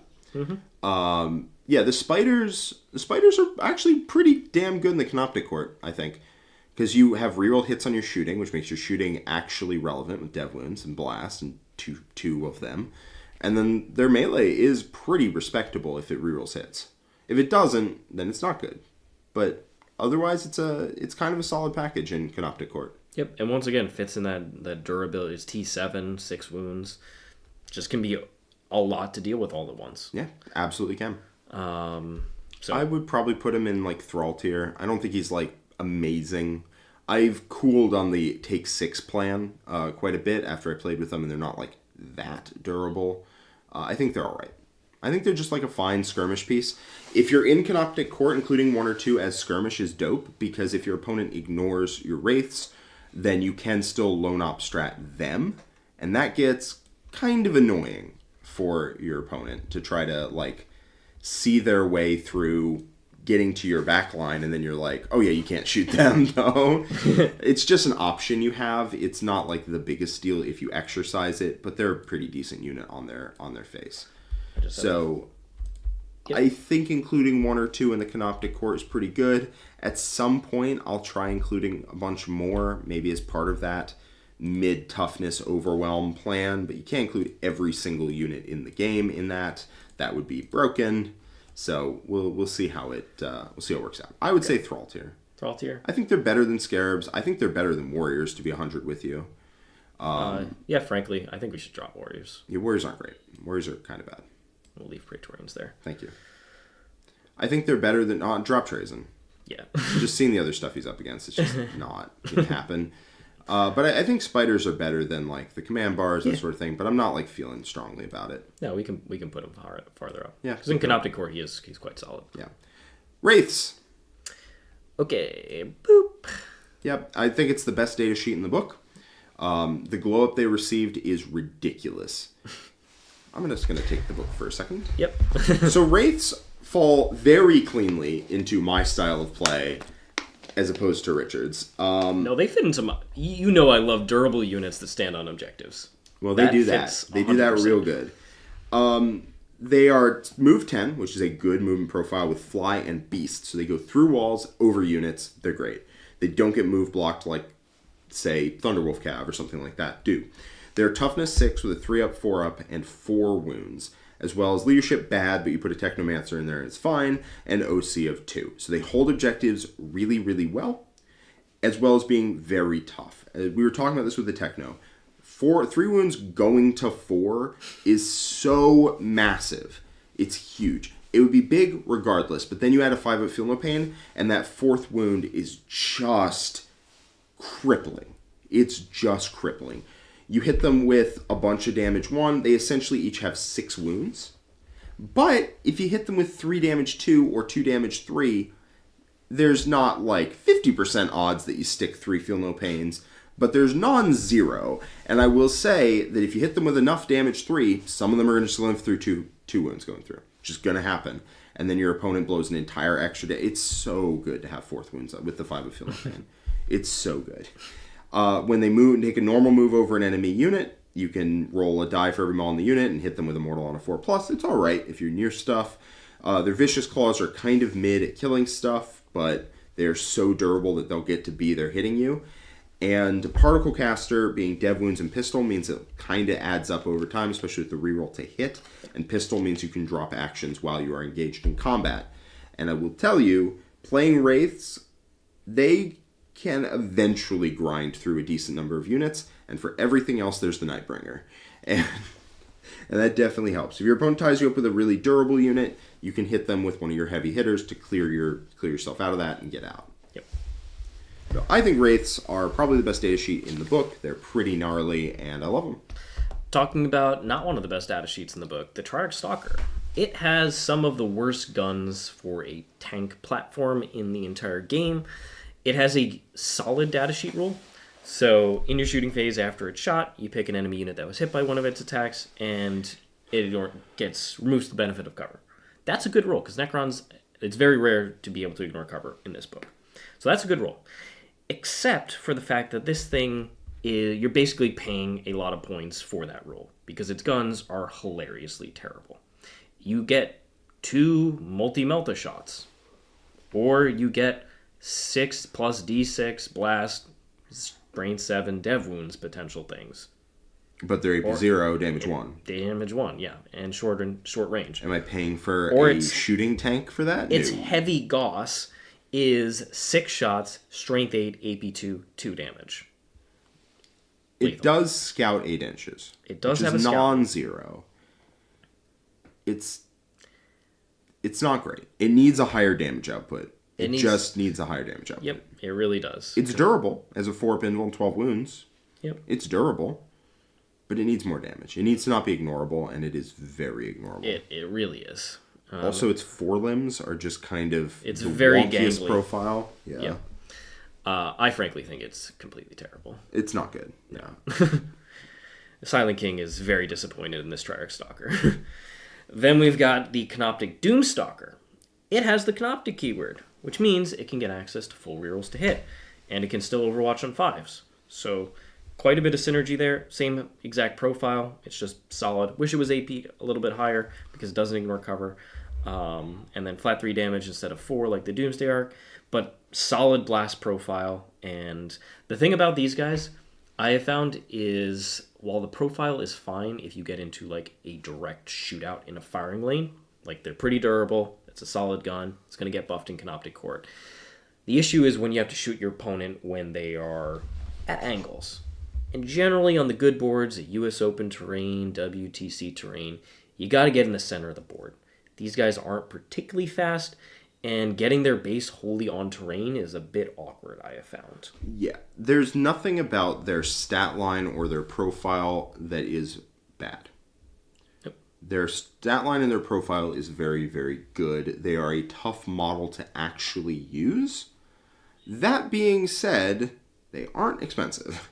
Yep. So you do get to take 1 or 2 of them, get the reroll hits when you do eventually get to shoot. It's just a little harder to shoot than you might think. And the Overwatch is legitimately good because it overwatches on 5s, and in Canoptek Court you get full rerolls to hit.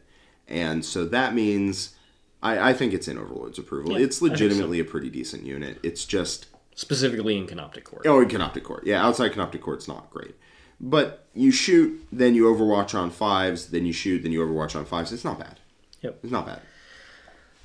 Probably you're saving CP for other stuff, though, frankly. Very likely. But your opponent has to play around it, right? Like, yeah. They can't just sprint their Chosen into the open because it might just be a one-man Chosen unit after that. Yeah, like, is your opponent a big baller and is just going to roll the 6 on number of shots, plus the blast? And plus the blast. Like, if they sprint a 10-man Chosen out and you get 8 shots that reroll to hit, sayonara to half that unit. Yep. Annihilation Barge. This is supposed to be like a little gunboat that shoots decently. Its guns are also terrible. In addition, its rule is a bit worse than it was in the previous edition. So when you hit a target, you roll a d6 for the target unit and every enemy within 3 now instead of 6. On a 5-up instead of a 4-up, they take d3 mortals. It's an okay platform. It's just overcosted for what it does. I don't like it. I think it's just bad. Garbage. It's with the Stalker. It's been bad for a while. It's not good. The DDA. DDA. So, it gained strength 18 instead of strength 15 for when that matters. But otherwise remained basically the same. So it's just a good vehicle. It is one of the better vehicles. It has the same problem as the Canoptek Doomstalker, but to a different dimension. Just very hard to get this thing on terrain. I think the Doomstalker is easier to use than the Doomsday Arc, because the Doomstalker at least is very tall as opposed to very wide. Yep. And yeah. This thing basically sits in a firing angle. So if there are good firing angles, UKTC terrain comes to mind, it can just sit out there, get its heavy, and just blow things up turn after turn, and that's fine. It does like the Silent King a lot for reroll 1s to hit and wounds, but that's a lot of investment for these guys. So honestly, if you don't have good firing angles through the middle of terrain onto your opponent's side of the board, they really just don't do enough, in my opinion. I think they're just okay. It's an okay data sheet. It's probably the best of the tanks. Yeah, it's totally fine. If you run the arcing lot, which you've tried. That's why I have experience trying to play all these vehicles, and like, how do I shoot them in the middle of the board? Because like, they can't get on the terrain in Games Workshop. Yeah, they're very scary when they shoot, but that's good because only 1 or 2 of them are going to be shooting every turn. Yeah. Not all of them. Yeah. Teleporting and hypercrypts, yep, absolutely. But even then, like I said, it's really shooting stuff behind terrain or in the middle area where it's blocked by angles. It's tough. You don't really get to shoot what you want to. I do think DDA's coming down 3 inches away is like something your opponents to play around. I don't think it's something you're going to really go for. Yeah. But teleporting them around in the hypercrypt is pretty funny. I don't know if that's... You might include 1 in the hypercrypt just to have the option. Yeah, otherwise it sits at the firing angle. But really, it's very terrain dependent in my mind. For sure. Ghost Arc used to be an absolute hero because it could just infinitely help the Warriors get back to full. And it also meant that, like, frankly, you didn't really need the Reanimator because you had a Ghost Arc. And it's a solid transport. However, Warriors, it can only carry Warriors. If it could carry Lychguard and help Lychguard, my god, would this thing be so fantastic. But it can't. Just Warriors. And that means with Warriors going down, it goes down itself. Yes. I think it, and because it just triggers Reanimation. Reanimation used to be, 2d3 plus 3, and now it's just d3, or 2d3 if you happen to be a mad lad and put the Reanimator nearby. Yeah. Joe, actually, weirdly enough, the 3 inches away does not require you to have Deep Strike to come 3 inches away. That's one of the restrictions, but you can have Deep Strike or go into reserves. You don't need Deep Strike to come down 3 away. Mm-hmm. Let's see, the Doom Scythe. So this thing has been just ludicrously overcosted. I used to run them in 9th edition because it's usually just a good weapon profile. It's a bunch of shots with the Tesla, and then the heavy death ray can do quite a bit of anti-tank damage. And I used to pair them with the Silent King and just get max efficiency. It doesn't have hover, so it has to start off the board, which isn't the end of the world, but its ability is just terrible. Each time the model targets an enemy unit with its heavy death ray, your opponent declares if it does one of 2 things. One is that if they stand firm, when you resolve attacks, critical hits on 5+, which is a good roll. That's really good because you have sustained hits D3 on the heavy death ray and sustained hits 2 on the twin Tesla. Your opponent will never pick this. Yep. Instead, they're going to pick until the start of their next shooting phase. Each time a model makes an attack from that unit, it's -1 to hit. They will take that every single day instead of letting you destroy them. And it's expensive. And it can't start on the board. Yeah. No, it's not amazing. It's wildly overcosted for what you get. Yeah. It has no defense, and it can't really get the angles because you have to start. It's just bad. Yeah, if it had crit 5s, I wouldn't hate it. But the fact if it just had that roll, 100%. Yeah, your opponent gets to decide that it doesn't have crit 5s, and I'm like, please, can I? And they're like, no, I won't do it.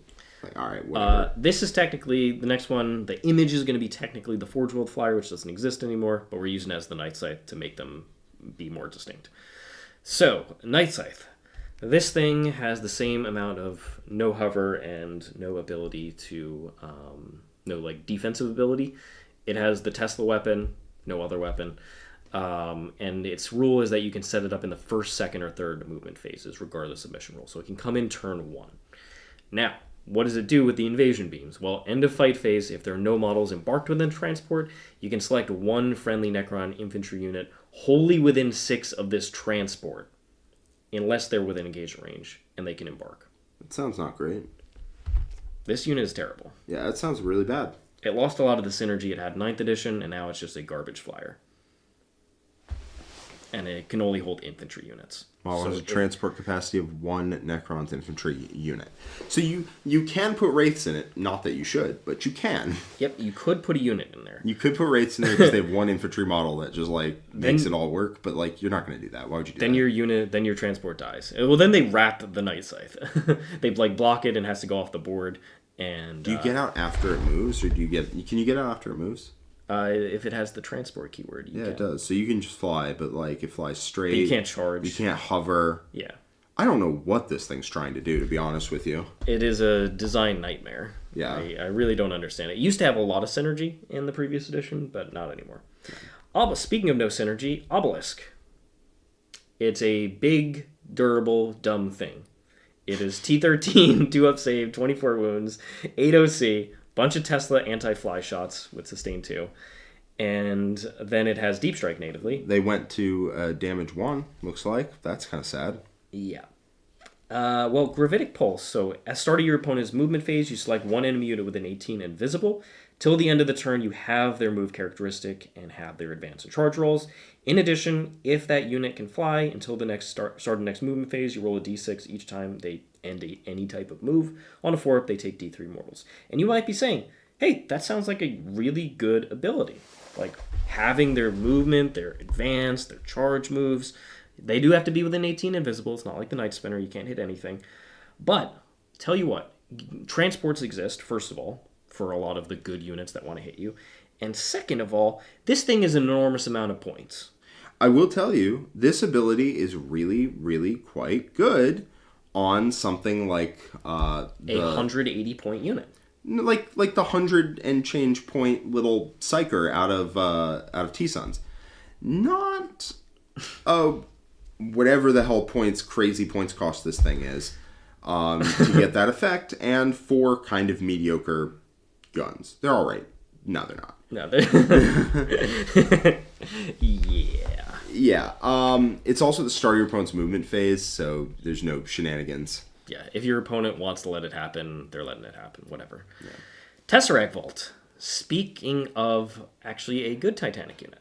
So, it already had a good indirect fire gun, which was Antimatter Meteor, which is dev wounds, indirect fire, 24-inch range, blast, d6 plus 3 shots, hitting on 3s, strain 10, AP3, 3 damage. Then it has a 3d6 shot flamer that's strain 6, AP2, ignores cover, dev wounds, and then a 1-shot anti-character weapon that's flat 6 damage, dev wounds. So it's got 3 options. It used to only be able to pick one of these, now it picks 2 of them. And it's 24 wounds, 2-up save, 4-up invuln, 8 OC, T12. Tough to shift. It is humongous. It is gigantic, but it does have Titanic, so it can just tow in. This thing would honestly have a harder time controlling 1 objective than controlling 2.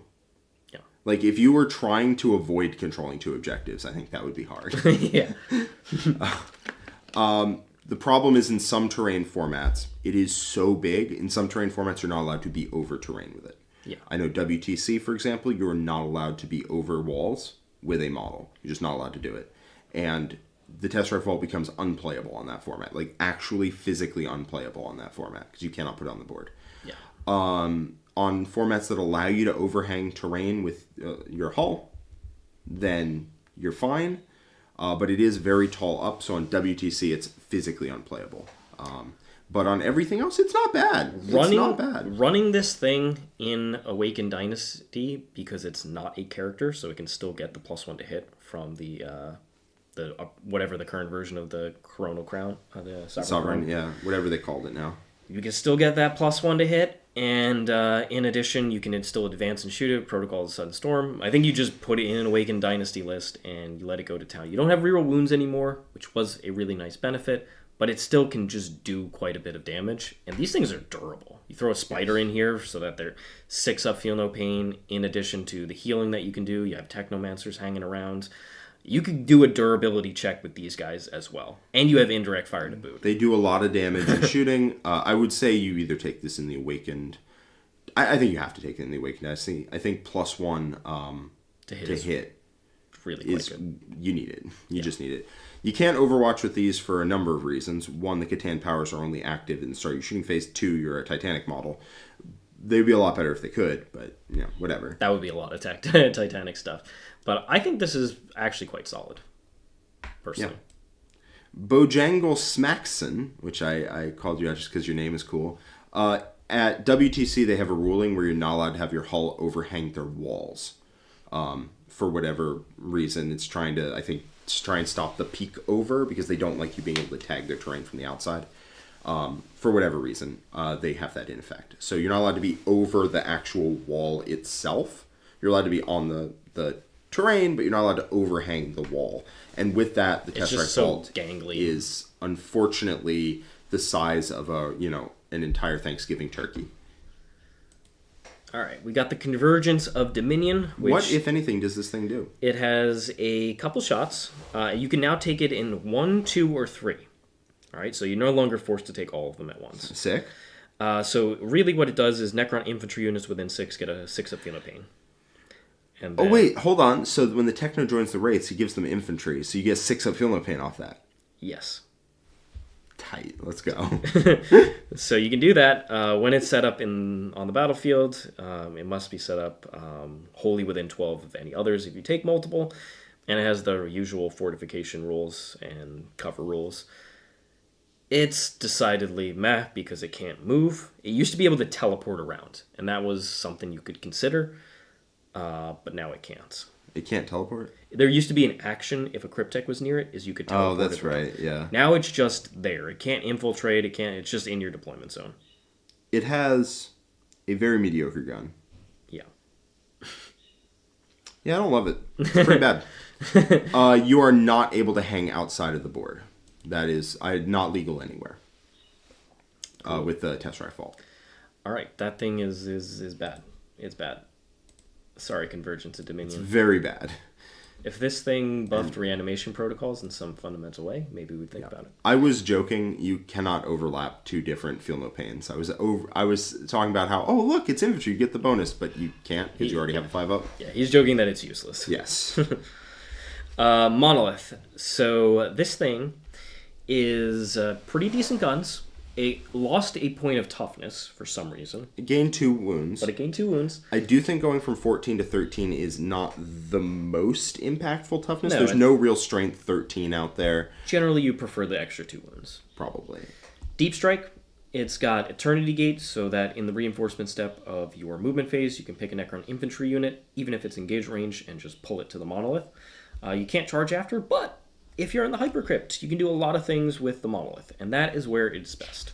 So, first of all, you can charge after teleporting to the Monolith. Which is gross, because you can teleport out of combat 1 inch away.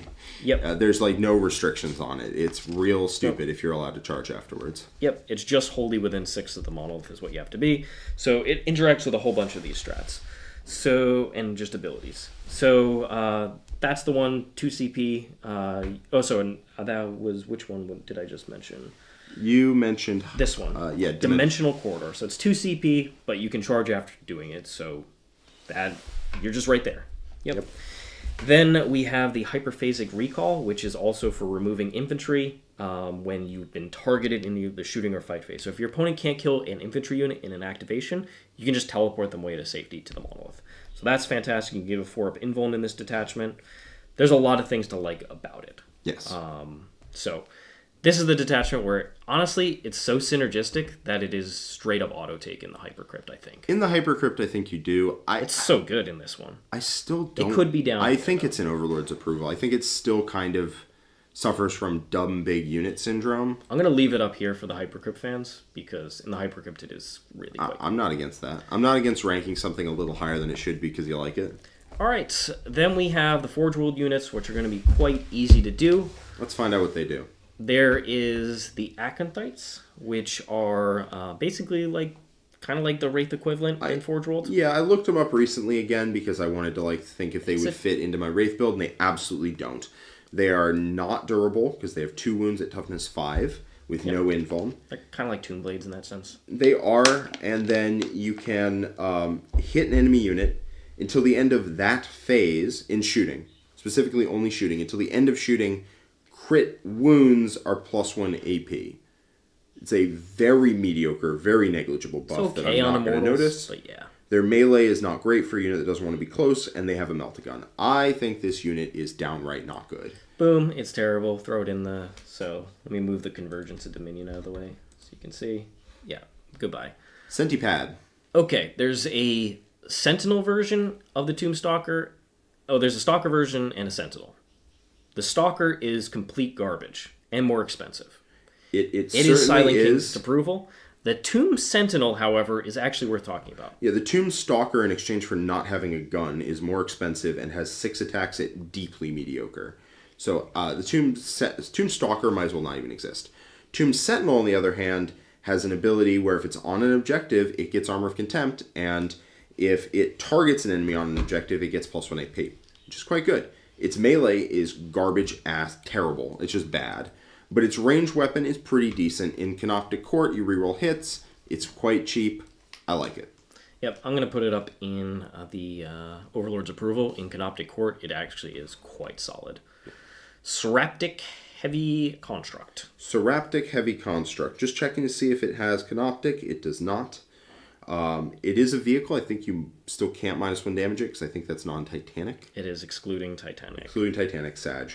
Its ranged weapon is pretty gross. It has 2d6 blast. Oh no, it is Titanic. The excluding Titanic is the crit one, crit 5s. So -1 damage Seraptic's not terrible. And now it probably wanted the +1 to hit. Yeah, it does. It definitely does. It also really liked reroll wounds. It really liked reroll wounds. At the start of the fight phase, it pulses a battle shock test to anyone in engagement range, which is so not what you want your shooting Titanic unit to have. Like, please, why? I don't think it's Silent King's disapproval. I think it's, if you want to play it, it does do a lot of damage. It does a lot of damage. And you can -1 damage it in Obeisance Phalanx, and that's not bad. Yeah. But it's not great. It's expensive. Chris, if you have 5 centipedes, that means you have at least 2 of them that are useless. The Stalker, not good. And then finally, the Tesseract Arc. Tesseract Arc I actually quite like. Tesseract Arc, not the Vault, the Arc. So it has a choice of several ranged weapons. I think the one you're taking is the Tesseract Singularity Chamber. Let me just double check. War gear options. No, it comes with a Tesseract Singularity Chamber, and you can either have 2 Tesla cannons, 2 Gauss cannons, or 2 particle beamers. I think the particle beamers are probably the best. They're the blast dev wounds things. And then after that, you get the Tesseract Singularity Chamber, which is either D6 plus 3 shots with Torrent and ignores cover at 612, which is just a good gun. Or it's D3 shots at 36-inch range with Blast at 9 minus 2 D6 plus 1. And then you end up with, 2 Gauss cannons or 2 particle beamers or 2 Tesla cannons. You probably won't take the Tesla. Yeah. Either the particle beamers or the Gauss cannons. The Gauss cannons are decent. That is a lot of shooting for a vehicle that does not break the bank and is pretty durable because it randomly has a 4 pinfold on it. Mm-hmm. I quite like that vehicle. I quite like that unit. You think in Awakened Dynasty for +1 to hit? It auto hits with its gun. Like the Flamer version. Yeah, Flamer version just auto hits. I think it's Dutiful Thrall. Yeah, I think it's just in there as like a. If you're not going to see it a lot because there are other options in the book to go with for it, like for that kind of unit. Yep. There are other options, and it's Forge World, so it's expensive. But if you see it in a list, you're not going to necessarily be wondering why it's there. It's just a solid unit. Yep. So I had to drop off the Transcendant and the Royal Warden. They are in the Overlord's approval just to fit things in. Necrons do have a lot of data sheets, but pretty balanced overall, honestly. Yeah. They don't have too many, whoa, that is just utterly ridiculous, but they have a couple. They have a couple auto takes. I'm not really sure why I'm happy that they made wraiths what they made them. Not really sure why they did that. The Nightbringer gaining a 5 of Feel No Pain and +2 damage certainly was a glow up to a unit that you saw otherwise. Liam Hackett's list had him, and it was pretty decent in there. It definitely has him now with a 5 of Feel No Pain and +2 damage. Immortals got a massive glow up. Tomb Blades are one of the best skirmish units in the game. And the Monolith is the Monolith, and that's what I'll say about it. Yep, it wants to hypercrypt. It wants to crypt hyperly. And it really does well in that detachment. Yeah. All right. Well, hopefully everybody enjoyed this tier list. Please give us a like, subscribe to the channel, and tell your friends about us. And leave a comment below letting us know what you think of the list, what changes you would have made, and also what you're most excited about for Necrons. There's going to be a ton more Necron content coming up. So this Friday is Build a List for Necrons, where Jack and I are going to sit down and work through designing a list to be played on stream next week. So come on and join us for that. In addition, make sure you check out our Necron Codex review, and also if you want more Necrons content, like some of the games that are going to happen in the War Room, as well as the Necron State of the Faction when that happens, check out our own platform, thewarroom.vhx.tv. There's a 3-day free trial, and right now there's a ton of different Necrons and AdMech content, and there's going to be plenty more coming very soon. So please do check it out. There's all 3 battle reports. All the other content we put in, week out, is in there. So please do check it out. Absolutely. Thanks for joining us. Thanks, everybody. Hope you enjoyed this review, and we will see you for more Necron stuff very soon. So long for now. Bye-bye.